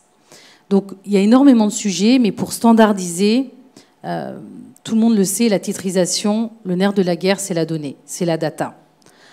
Ça veut dire que à partir du moment où un établissement se dit « tiens, je pourrais potentiellement faire de la titrisation », il faut déjà qu'il y ait une pédagogie et une éducation qui soit faite auprès de ceux qui originent les prêts, donc des conseillers, de ceux qui se chargent de distribuer des prêts, de pouvoir monitorer, de pouvoir intégrer toutes les données concernant le prêt, puisque demain, s'ils veulent titriser le prêt en question, eh bien, s'il n'y a pas la donnée, on ne peut pas la titriser.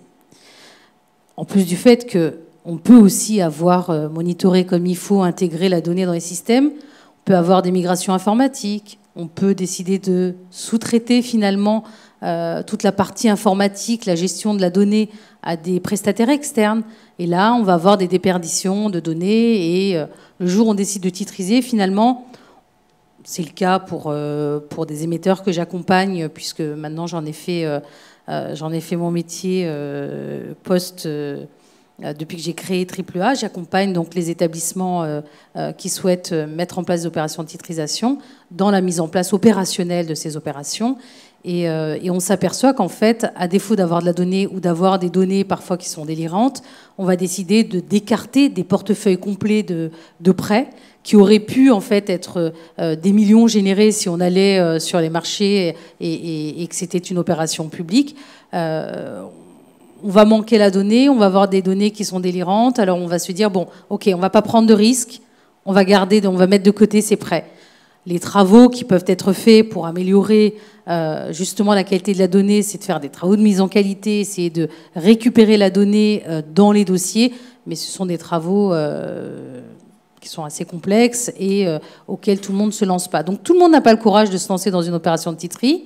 Moi, je pense que c'est un outil incroyable et que des outils qui nous permettent un refinancement calé sur du AAA, il n'y en a pas 40 sur le marché. Il y a les covered et il y a les opérations de titrerie. Donc, c'est un outil qui est très sûr. Et je pense que de plus en plus, on se pose la question aujourd'hui chez les potentiels émetteurs de se dire pourquoi pas y réfléchir à cette capacité. Est-ce que nous l'avons, est-ce que nous ne l'avons pas Donc, bon, je pense que l'industrialiser, on a commencé. C'est un peu bon, on voit la titrisation, on en parle un peu partout. Et il y a des opérations qui sont en cours. Évidemment, certaines, et Pascal en parlera, mais certaines sont des opérations qui sont plus SRT. Et on l'a vu dans les statistiques, finalement, qu'il y a énormément de titrisation avec uniquement un transfert du risque, mais pas un transfert de propriété de la créance. Ça signifie que finalement, on ne va pas aller fouiller dans la donnée autant que ça pourrait être le cas s'il y avait une véritable cession de la propriété de la créance dans une opération Troussel. Mais l'industrialisation, elle est nécessaire et à tous les niveaux.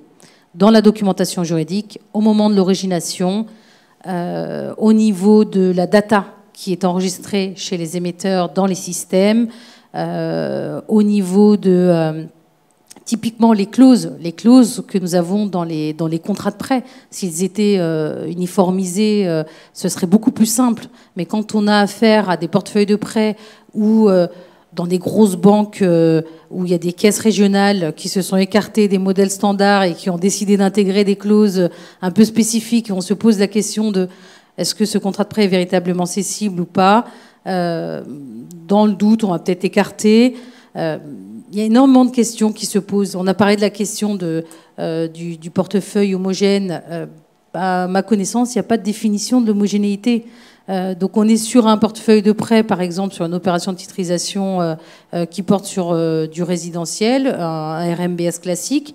On se retrouve avec des contrats de prêt dans les systèmes qui semblent avoir financé un bien immobilier, mais finalement via une société civile immobilière. Ça reste un prêt immobilier. On se dit que c'est OK. Si c'est OK pour le covered, c'est OK aussi pour la titrisation classique. Sauf que derrière, la garantie qui est prise, elle peut être une garantie financière plus une hypothèque ou une garantie financière plus un cautionnement. Et là, on commence à se dire, oui, mais bon, s'il y a une garantie financière qui a été prise, il y a peut-être un local commercial dans le bien. On se pose la question, est-ce que c'est homogène ou pas ? On ne sait pas, il n'y a pas vraiment de définition. On s'adresse à nos avocats qui nous confirment qu'il n'y a pas de définition stricte, mais qu'on peut se référer au format ESMA pour essayer de voir si on arrive à remplir toutes les cases. Ah oui, on peut les remplir, mais bon, est-ce qu'on va prendre le risque d'aller demander l'éligibilité BCE ou voire de se faire écarter derrière ? On ne prend pas le risque. Donc, rebelote, on met des dizaines de millions de prêts qu'on considérait pouvoir titriser de côté. Donc il y a énormément d'efforts à faire dans la doc, au moment de l'origination, dans la data, et je pense que c'est un travail qui doit se faire. Maintenant, il y a de plus en plus de... J'ai eu récemment une due diligence avec les agences de rating et je leur ai posé la question de est-ce que vous êtes intéressé par les DPE? Est-ce que vous tenez compte de ces critères, des aspects DPE pour faire une notation, établir dans votre rating, dans vos credit metrics? Est-ce que vous intégrez par exemple les DPE dont peut disposer l'émetteur? Et en fait, oui, les établissements, les agences de notation commencent à travailler sur ces sujets. Et donc, je passerai la main sur ces sujets à Antoine parce que ce sont des sujets qui sont, comment dirais-je, bien étudiés au Crédit Logement. Donc, voilà, il y a beaucoup de sujets, beaucoup d'intérêts, beaucoup de problématiques, mais un intérêt certain. L'industrialiser, oui, pour standardiser, simplifier, automatiser, et pour que ce soit plus simple pour les investisseurs d'avoir à traiter et à prendre des positions sur ce type d'opération. Merci Arzou. Et puis ça crée une récurrence aussi chez les investisseurs. Peut-être, Pascal, toi tu es habitué à ça, à structurer des programmes récurrents sur certains types de portefeuilles et à destination un peu systématiquement aussi des mêmes investisseurs année après année. Est-ce que tu peux nous décrire un peu le fonctionnement de ces transferts, de ces titrisations SRT, donc transfert de risque significatif? Donc toi tu es plutôt sur le synthétique. Et voilà, quelle est ta relation aussi avec les investisseurs et quelle récurrence est-ce que tu crées pour générer un flux d'opérations et aussi de prise de risque de la part de ces investisseurs? Alors, effectivement, dans le marché de la titrisation, il y a quand même des choses un petit peu différentes. Donc, quand on parle du SRT, pour Significant Risk Transfer, ce qui est un acronyme réglementaire, conceptuellement, pour une banque, c'est ni plus ni moins qu'acheter une protection de première perte ou très junior sur un portefeuille de prêt. Ou dit autrement, d'acheter une protection sur une tranche junior de portefeuille. Alors, en quoi ce type d'opération déjà a fluidifié le marché? C'est surtout que depuis, je dirais à peu près une dizaine d'années, sur la titrisation européenne, c'est vraiment le compartiment qui a connu une success story. Autant la titrisation traditionnelle, je dirais classique, a eu du mal à se remettre de la crise, puisque tout à l'heure on signalait qu'on n'était pas du tout revenu au niveau avant crise, autant la titrisation SRT, donc essentiellement synthétique, je vais y revenir, a été vraiment une success story. On a à peu près un taux de croissance de 20% par an sur la dernière décennie. Et l'an dernier, on avait un montant d'émissions qui était à peu près de l'ordre de 30 milliards. Donc si on compare, par exemple, au marché européen du silo pour la partie junior, on est peu ou prou dans le même ordre de grandeur. Alors pourquoi ce succès déjà par rapport aussi aux autres types de titris? Il y a plusieurs raisons à ça. C'est que suite à la crise, on l'a vu, il y a eu une surenchère dans la pondération en capital des prêts par le régulateur. Et conjointement, à un moment donné, avec les opérations de quantitative easing, le funding était plus accessible et sans doute beaucoup moins la priorité. Donc les banques ont dû vraiment se focaliser sur l'optimisation du capital. Et c'est d'autant plus important parce que pour les banques, c'est un facteur de rentabilité. Les banques, on va estimer ce qu'elles gagnent par rapport au coût du capital. Et donc à un moment donné, c'est poser la question de la capacité des banques à finalement maintenir un taux de rentabilité certain et à rémunérer leurs actionnaires. Et donc c'est ce qui a finalement, côté offre, je dirais, de titrisation, a vraiment poussé les banques à revisiter cette solution. Non pas avec donc un objectif vraiment de rentabilité immédiate, mais vraiment de voir quel allait être le coût de ce type d'opération pour libérer du capital. Et donc le marché a été aussi beaucoup soutenu par, je dirais, une clarification au niveau du régulateur. qui a quand même beaucoup revu sa copie, si je puis dire, pour clarifier les critères qui étaient nécessaires pour que la banque obtienne l'économie de fonds propres. Et donc, toute cette visibilité qui a été apportée au marché a permis aux banques de se lancer dans ce qui est, on le rappelait à l'instant, une véritable entreprise et de mettre en place ce type d'opération. Alors, pourquoi ça a aussi si bien marché? C'est parce que, Arzu le disait à l'instant, c'est un format synthétique, c'est quand même plus flexible et sans doute un petit peu moins exigeant à certains égards. Alors, le fait que ce soit synthétique, ça veut dire que les actifs restent au bilan de la banque. Donc, vous n'avez pas tous les sujets de true sale d'actifs qui se posent comme dans une titrisation traditionnelle. Et en particulier pour tout ce qui est actif non retail, c'est-à-dire des financements à des PME, à des grands comptes, c'est quand même beaucoup plus pratique.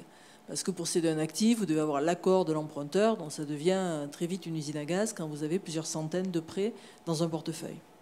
Et le fait aussi que ce soit synthétique, ça veut dire que la banque, elle va payer un prix sur cette protection junior, mais qui n'est pas adossé non plus, je dirais, au cash flow du portefeuille. Dans une titrisation traditionnelle, c'est le remboursement en prêt, des prêts en principal et intérêt qui va payer le principal et intérêt des différentes tranches. Dans une titrisation synthétique, vous payez un coupon sur une protection. Donc, ce qui veut dire que même pour des actifs qui n'étaient pas très, je dirais, rémunérateurs en termes de spread, du moment qu'ils avaient une charge en capital, d'ailleurs qui pouvait être légèrement déconnectée du risque économique, c'était intéressant d'envisager des titrisations synthétiques. Et c'est comme ça qu'on a vu fleurir dans les banques des titrisations synthétiques sur tous les portefeuilles de prêts grands comptes, y compris des RCF, qui sont des produits d'appel, hein, c'est un peu le PEL du corporate, si je puis dire, hein. C'est-à-dire c'est des lignes souvent investment grade, des gros corporates, que les corporates souscrivent pour avoir une ligne de liquidité backup et pour justifier leur rating auprès des agences de notation. Donc c'est des prêts de très très bonne qualité, mais qui malgré tout quand même ont un certain poids en capital. Et donc, avec ce type d'opération, les banques ont pu justement transférer le risque et du coup libérer du capital et le redéployer sur potentiellement des actifs beaucoup plus rentables. Et de manière plus générale, je dirais que ces opérations SRT, ça a vraiment été des partenariats que les banques ont mis en place avec essentiellement des fonds ou des asset managers. Pourquoi? Parce que, encore une fois, l'actif reste au bilan de la banque, le portefeuille est géré par la banque. Donc certes, le risque est le risque relatif au portefeuille, mais l'investisseur doit être très confortable avec la banque parce qu'il reste derrière la banque. C'est-à-dire que si dans le portefeuille qui est référencé, il y a des défauts ou des pertes, la banque va accomplir son process de recouvrement comme à l'habitude, et c'est à la fin le taux de perte sur l'actif qui sera indemnisé par l'investisseur. Il faut quand même que l'investisseur ait un certain degré de confiance dans la banque, dans sa capacité à rester d'ailleurs assez neutre et à faire son process de recouvrement, comme on dit, business as usual. Donc c'est des vrais partenariats et on voit dans les opérations qu'on met en place qu'une fois qu'on a mis en place une première opération avec des investisseurs, en général c'est assez facile de faire des repeats parce que ces investisseurs connaissent la banque, connaissent ses procédures internes et sont confortables de manière générale avec la banque au-delà de la simple sélection de prêts. Et donc, on voit que finalement, c'est vraiment un produit qui a rencontré son public, si je puis dire, à la fois côté bancaire, pour libérer du capital à des coûts compétitifs, et puis côté investisseur, parce que c'est finalement une façon de partager l'argent en capital pour les banques avec des partenaires, avec des investisseurs, sur des portefeuilles qui sont vraiment core book et qui sont généralement quand même plutôt d'assez bonne qualité. Et ces dernières années, on a quand même traversé des crises majeures. Hein, je pense au Covid dès fin 2020, où on avait quand même à l'époque des portefeuilles de SRT qui étaient pour moitié quasiment sous moratoire. Non sans raison, les investisseurs étaient un peu sceptiques sur ce qu'il allait se produire sur ces portefeuilles. Et pour autant, ça a très très bien performé. Donc ce que je veux dire, c'est que c'est des opérations qui ont eu d'excellentes performances de crédit. Donc ça n'a fait que, je dirais, conforter les investisseurs dans ce choix-là. Et pour les investisseurs, ça crée un produit qui finalement se positionne entre la dette privée, l'equity, qui permet, comme c'est un produit leveragé, hein, c'est une tranche de 10% en moyenne, certes risqué, mais du coup qui apporte un certain rendement. Et les investisseurs s'y retrouvent réellement parce que c'est des partenariats, il y a une récurrence dans l'émission et au final, le rapport rendement-risque est extrêmement correct. Donc c'est sans doute tous ces facteurs combinés qui expliquent qu'on voit de plus en plus d'opérations de titrisation SRT se développer. Alors en Europe dans un premier temps, mais ça a gagné d'autres régions. En Amérique du Nord, le Canada, toutes les grandes banques canadiennes ont fait des premières opérations de titris synthétiques. Même aux US, on en voit. Et assez récemment, on explorait des régions de plus en plus exotiques, allant de l'Afrique du Sud au Moyen-Orient, à l'Europe de l'Est. Donc on voit qu'il y a quand même un consensus sur ce type d'opération et sur ce genre de partenariat qu'on appelle aussi risk sharing, qui porte bien son nom, pour permettre de désintermédier d'une certaine façon l'origination bancaire, ou tout au moins de partager la charge en capital qui est attenante à ces financements. Merci Pascal. Et alors donc en préparant cette table ronde, j'ai appris quelque chose, c'est que le Crédit Logement apportait aussi du support à des opérations de titrisation. Antoine, est-ce que tu peux nous décrire peut-être en quelques mots le support que le Crédit Logement apporte aux titrisations de... Alors, du support, c'est un bien grand mot, mais je pense que ça va venir. Alors j'expliquerai pourquoi. Déjà, quand on dit titrisation, on parle transfert de risque, le risque étant le risque de crédit. Et quand on est dans le contexte français, on est très très très différent des autres pays, pour deux raisons. La première, c'est qu'en France, aujourd'hui, près de 70% des prêts à l'habitat se font en mode cautionné et pas en mode hypothécaire. Et ce qui est frappant aussi, c'est qu'on voit depuis quelques années que la part du cautionnement dans la production des prêts immobiliers, enfin des prêts résidentiels en France, augmente. Les derniers chiffres en 2025 montrent que la part de l'hypothèque en tant que garantie d'un prêt immobilier est encore en décroissance assez nette. Et on est en complet décalage avec les autres pays. Enfin, je ne connais pas la situation de tous les pays, mais enfin, ce que je comprends quand même, c'est que c'est plutôt des modèles à l'anglo-saxonne où le collatéral, la garantie, c'est le bien lui-même.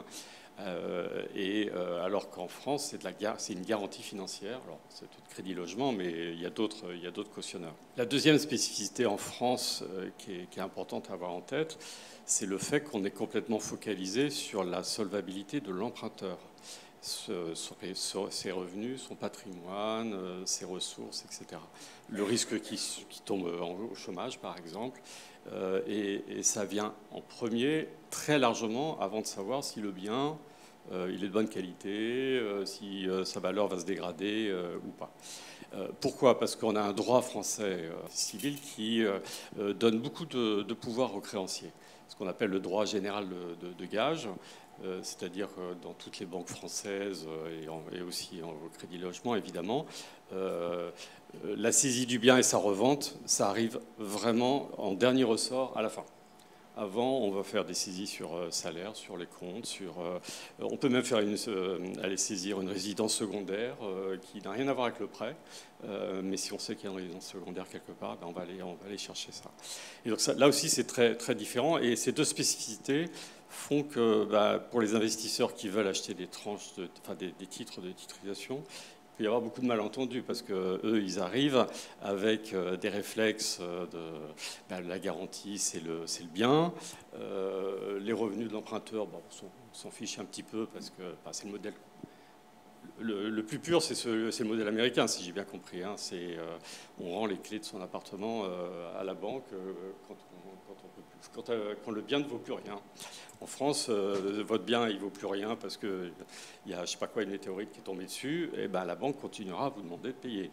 Et je parlerai dans un instant du risque climatique, ce n'est pas du tout neutre, cette question-là. Dans le cas particulier de la caution, donc qui est majoritaire en France, ce qui est très intéressant, et l'intuition ou l'idée intéressante qu'ont eu les fondateurs, je ne sais pas qui, de ce système-là, enfin en tout cas Crédit Logement, c'est le milieu des années 70, c'était de dire, le coût du risque, le plus simple, c'est de le faire payer à l'emprunteur. Et ce qui se passe, c'est-à-dire que le coût du risque est payé par l'emprunteur via une contribution. Alors, dans notre cas, on est société de financement, c'est une contribution upfront à l'origination.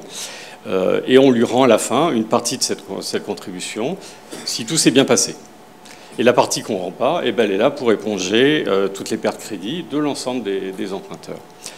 Bon, le modèle assurantiel est un peu différent, mais c'est le même esprit. Ce qui fait que sur les prêts à l'habitat en France, vous allez trouver dans les banques, dans les comptes des banques, un coût du risque qui est typiquement assez faible, pour celles qui font beaucoup de caution.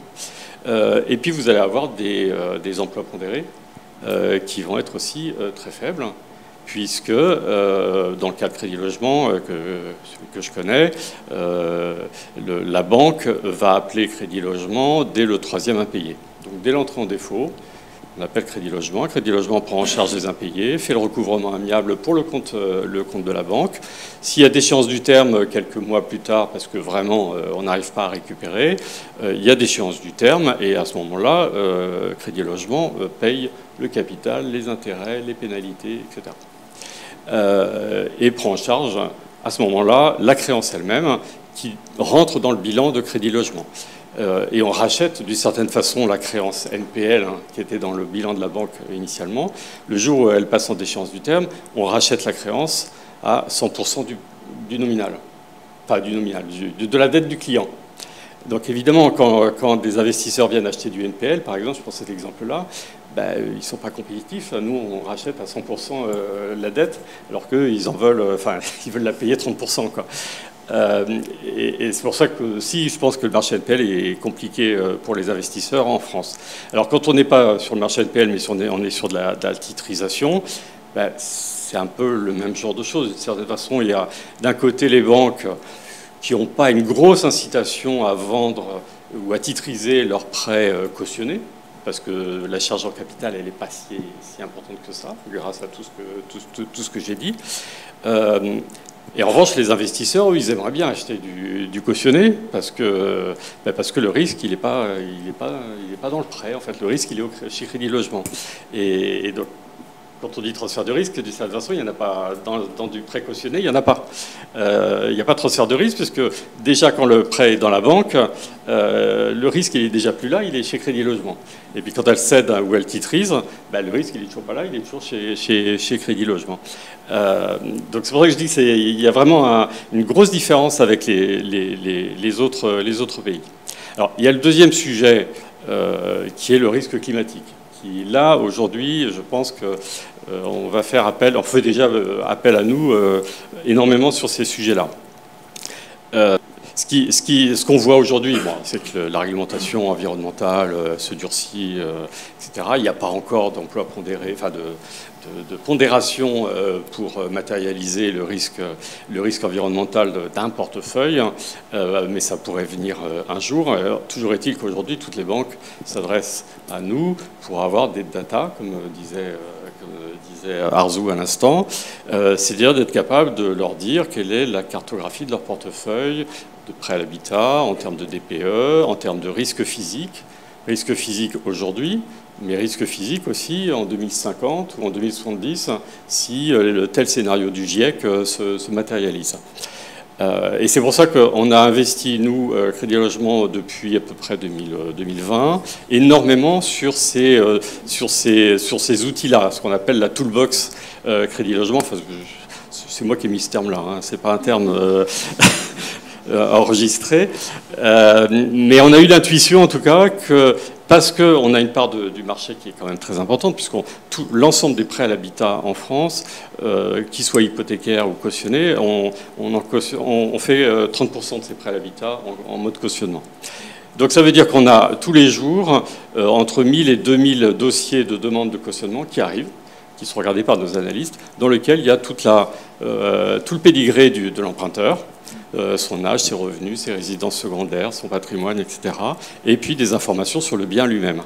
Et ça vient de toutes les banques, de ces multicanales, etc. Donc on a une richesse de données qui est assez extraordinaire. Moi qui adore les données, je m'amuse comme un fou, parce qu'il y a plein de choses sympas à faire.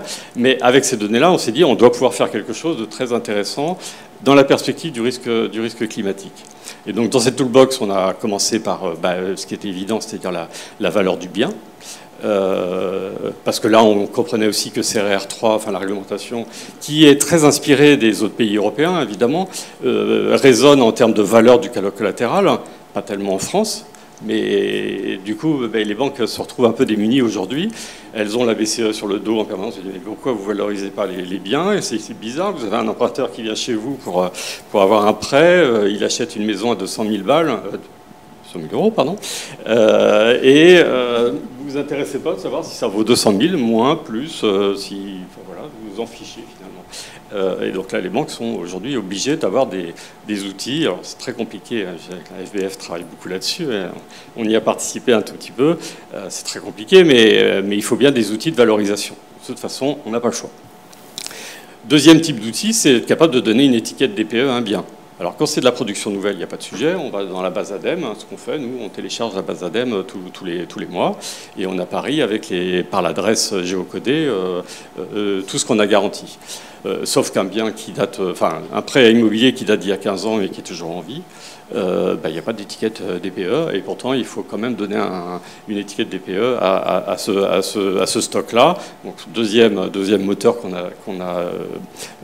a construit, c'est un moteur d'estimation du DPE quand le DPE n'existe pas ou pas encore. Et puis le troisième moteur qui va bientôt sortir, je fais un peu de publicité au passage, c'est plus difficile en fait, c'est d'estimer, de projeter les risques physiques à 20, 30, 50 ans, 70 ans. Quand on dit ça, on dit bah, c'est impossible, c'est absurde. Mais néanmoins, la BCE aujourd'hui demande à toutes les banques votre portefeuille en 2050, combien il vaut si on est sur le scénario du GIEC à plus 2 degrés ou plus 3 degrés. Et voilà, c'est aussi là-dessus qu'on travaille. Alors, c'est des sujets absolument passionnants. Oui, je suis peut-être un peu long. C'est des sujets. Je suis intéressant, moi, sur le sujet, je suis désolé. C'est des sujets extrêmement intéressants parce qu'il faut aller se poser des questions sur l'épaisseur des murs d'un bâtiment en France. Et ça existe, cette information-là, il y a des bases de données qui donnent l'épaisseur des murs, la surface des murs extérieurs qui est à l'extérieur justement soumise au vent et aux intempéries versus le mur qui est mitoyen avec un autre bâtiment où là les déperditions d'énergie sont beaucoup moindres.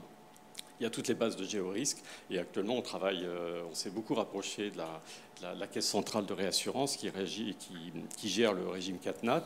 Et eux, alors, ils ont des modèles qui tournent pendant 6 mois, qu'ils ont construits avec Météo France, avec des physiciens, avec du CNRS, etc. Alors, des choses qu'on ne fera jamais, nous, chez Crédit Logement. Mais voilà, il y a une complémentarité assez forte parce que nous, pour un bien donné, on sait tout de l'emprunteur, ou presque. Et eux savent pas mal de choses sur le bien, son assurabilité, les risques qui sont là. Donc voilà. Et je donne un exemple. Là, c'est un grand groupe bancaire dont je ne donnerai pas le nom, parce que maintenant, aujourd'hui, très régulièrement, à toutes les banques qui travaillent avec nous, on leur donne ces informations-là. On fait des points réguliers. Et là, c'est sur les fameux retraits gonflement d'argile, qui est le sujet le plus coûteux en termes d'environnement et pour les biens. Et on leur montre, ben voilà, avec les scénarios du GIEC et avec les estimations qu'on arrive à faire, les modestes estimations, ben regardez à quoi ressemble votre portefeuille à gauche, c'est en 2030, 50 je crois, je ne sais plus, 30. Et à droite, c'est 2050. Alors, vous voyez bien que quand c'est rouge, c'est pas une bonne nouvelle en général. Et bon, c'est les endroits où le retrait gonflement d'argile va devenir de plus en plus impactant, avec des travaux et des pré-travaux qu'il faudra faire, parce qu'après, il y a toute une industrie de pré-travaux pour renforcer ça. Et du coup, la titrisation, je pense qu'à un moment ou un autre, et Arzu disait que les agences de rating s'y intéressent, je confirme, elles nous en parlent régulièrement, dans les émissions de titrisation, il faudra donner des informations sur le portefeuille, son devenir dans 10-20 ans. Et là, il faudra nécessairement des outils. Il en faut déjà pour respecter des contraintes de reporting et autres, mais il en faudra de plus en plus si on veut titriser et transférer le risque, parce que là, pour le coup, il y a une idée de transfert de risque. Hein. Ce n'est pas du risque de crédit, mais il y a une idée de transfert de risque. Et donc, je pense qu'on sera très impliqué par la titrisation. Mais aujourd'hui, à cause du cautionnement, d'une certaine façon, on voit passer assez peu de titrisation. Quand on en voit, c'est interne. C'est la banque machin rachète le réseau de la banque bidule, il y a transfert du portefeuille, et dans le portefeuille c'est cautionné, donc on fait passer ça par un véhicule de titrisation, etc. Mais voilà, ou alors c'est du cover de vente. Mais de la vraie titrisation tout seul, moi personnellement j'en vois pas beaucoup. Par contre je suis bon d'or qu'il y en aura et qui seront liés au contexte climatique. Merci Antoine. Non, mais on va faire un exercice un peu particulier. Je vais vous demander à tous les trois, sur les 3 prochaines minutes, d'être très cash et synthétique. Donc, c'est ce que vous savez faire dans vos jobs. Donc, si on se donne 1 minute à chacun pour répondre à des questions subsidiaires, n'ayez pas peur, il n'y a rien de grave. Non, ben, en fait, Arzu, tu as répondu à une question tout à l'heure que je voulais te poser, mais est-ce que tu peux me dire, nous dire très succinctement quelle proportion des gisements de prêts à grande louche sont écartés pour des raisons que tu as pu écarter dans tes anciennes expériences ou chez tes clients actuels pour des raisons de data ou autres? Est-ce que tu peux nous donner comme ça là, un chiffre? Un chiffre. Tout dépend de l'émetteur et je dirais tout dépend de l'émetteur et de la clientèle de l'émetteur. On a des émetteurs qui ont des clients qui sont prime et donc on arrive toujours à travers la mise en qualité à titriser le prêt, surtout si c'est une opération qui est autodétenue, c'est quand même moins compliqué puisque le caractère STS n'est plus requis pour pouvoir être éligible à la BCE, mais sur une opération que je connais et que je traite de près actuellement, il y a plusieurs centaines de millions d'euros que j'écarte, soit parce que les critères d'homogénéité, enfin le caractère homogène n'est pas forcément obvious, soit parce qu'il y a des données qui peuvent être voilà, qui ne répondent pas à ceux qui sont requis, à celles qui sont requises pour réaliser ce type d'opération. Donc non. Alors au CIF, c'était différent. On avait vraiment que du prêt résidentiel. Et donc, c'était très propre pour du RMBS. Et puis, quand ça ne respectait pas les critères STS, eh bien, on pouvait en mobiliser dans le covered. Et c'est ça qui est intéressant, je pense. Il faut être hyper agile et savoir exploiter le portefeuille de prêt. S'il n'est pas éligible à une opération STS, elle peut être éligible à une opération de détenu. Si elle n'est pas éligible à une opération de détenu ou STS, peut-être sera-t-elle éligible au véhicule de covered bond, parce que les critères d'éligibilité ne sont pas les mêmes. Et contrairement à ce qu'on pourrait croire, parfois, on peut mobiliser dans un covered ce qu'on ne peut pas mobiliser dans une opération de titrerie. Super, merci Arzu. Pascal, même chose, même exercice, de manière très succincte. Quelles sont les classes d'actifs que tu vois de plus en plus, les nouvelles classes d'actifs, classes de prêts que tu vois titriser en ce moment? Alors, sur un focus SRT, je vais rester sur ce segment. Initialement, la classe d'actifs, c'était beaucoup PME corporate. Alors PME, parce que c'est un peu je dirais l'ossature de l'économie, que c'est compliqué de faire des true sales sur cette classe d'actifs. Donc on voyait essentiellement ça. Et maintenant, on voit de plus en plus tout ce qu'on appelle les financements spécialisés. Alors d'abord parce que là aussi, il y a un fort besoin pour le financement, je dirais, de l'infrastructure européenne, donc tout ce qui va être infrastructure digitale. Il y a c'est le sujet à la mode, mais avec tous les développements de l'AI, de l'IA, excusez-moi, le data center devient une classe d'actifs presque à part entière. Et donc, on voit de plus en plus d'opérations SRT qui vont aller vers ce type de classe d'actifs, donc soit des centres, je dirais, dans un portefeuille un peu immobilier avec un focus data center, soit ça peut être plus sous l'angle thématique infrastructure, mais on va voir de plus en plus de financements spécialisés et aussi on voit se développer davantage de SRT sur ce qu'on appelle du fund finance. Alors, pour l'instant, le régulateur n'aime pas trop, je reconnais, donc ce qui est un frein dans une certaine mesure, mais les banques financent beaucoup de fonds, de private equity, de fonds divers et variés.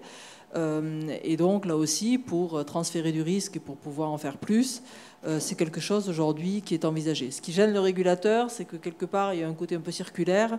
Les banques financent des fonds et elles vont transférer le risque à d'autres fonds pour en faire plus. Donc, voilà, il y a des raccourcis qui sont un peu faits, ce qui fait que c'est pas encore autant développé que ça le pourrait. Mais je pense que ça va quand même se faire de plus en plus dans les années qui viennent. Merci Pascal. Antoine, dernière question et puis après on passe au cocktail, promis. Je vais te demander un gros effort de synthèse. Ah oui, ça veut dire que j'ai parlé. Non, parce que là, c'est un peu... Non, mais c'est un peu... Il n'y a pas vraiment de réponse quantitative. C'est l'impact que pourrait avoir, selon toi, la redynamisation de la titrisation sur le marché immobilier. Sur le financement de l'immobilier. Le financement de l'immobilier, oui, sur l'accès à la propriété, la capacité à accéder à la propriété. Oui. Je ne suis pas sûr que ça ait tellement d'impact. Aujourd'hui, ce qui va nous pénaliser et qui nous pénalise déjà, c'est la réglementation, l'output floor qui débarque. Parce que on est nous, en pleine discussion avec Bercy, la CPR, etc. sur le sujet, puisqu'il y a l'output floor dans la banque et l'output floor dans le crédit logement. On fait la somme des deux, donc ça, à la fin, ça fait beaucoup. Il y a le HCSF, mais ça, on a fini par le digérer, je dirais. Il y a le fait que toute la réglementation prudentielle CRR est complètement focalisée sur la valeur du bien et dit même si vous achetez une cabane au fond des bois qui vaut 10 000 €, il faudrait qu'il y ait un expert qui aille voir combien ça vaut. J'exagère évidemment, mais dans le texte c'est quand même presque dit comme ça, quoi. C'est pas du tout la culture française. Donc tout ça mis bout à bout, ça peut être assez désagréable en fait pour le financement de l'immobilier en France. Donc on s'emploie tous à convaincre les autorités européennes et françaises qu'il y a quand même des choses qui peuvent nous embêter. Et une fois de plus, parce qu'on fait de la caution en France, et alors qu'à l'étranger, ils ne savent pas ce que c'est. Et pourtant, à chaque fois qu'on voit un investisseur, notamment j'ai déjà fait des roadshows, qu'on leur dit, nous on est crédit logement, etc., ils nous demandent de nous expliquer ce que c'est que la caution, on leur explique, puis après ils disent, mais pourquoi on ne fait pas ça chez nous? Et parce que on ne sait pas. Et alors que c'est un modèle qui est très résilient, on le voit. Qui est très résilient et qui, quand on en parle à des étrangers, ils disent oui, c'est vachement pratique votre truc. Et voilà. Mais la réglementation, elle, c'est la valeur du bien, rien que la valeur du bien. Merci Antoine, merci à tous les trois, merci à tous les intervenants et bonne soirée à tous. On se retrouve au cocktail. Merci à tous.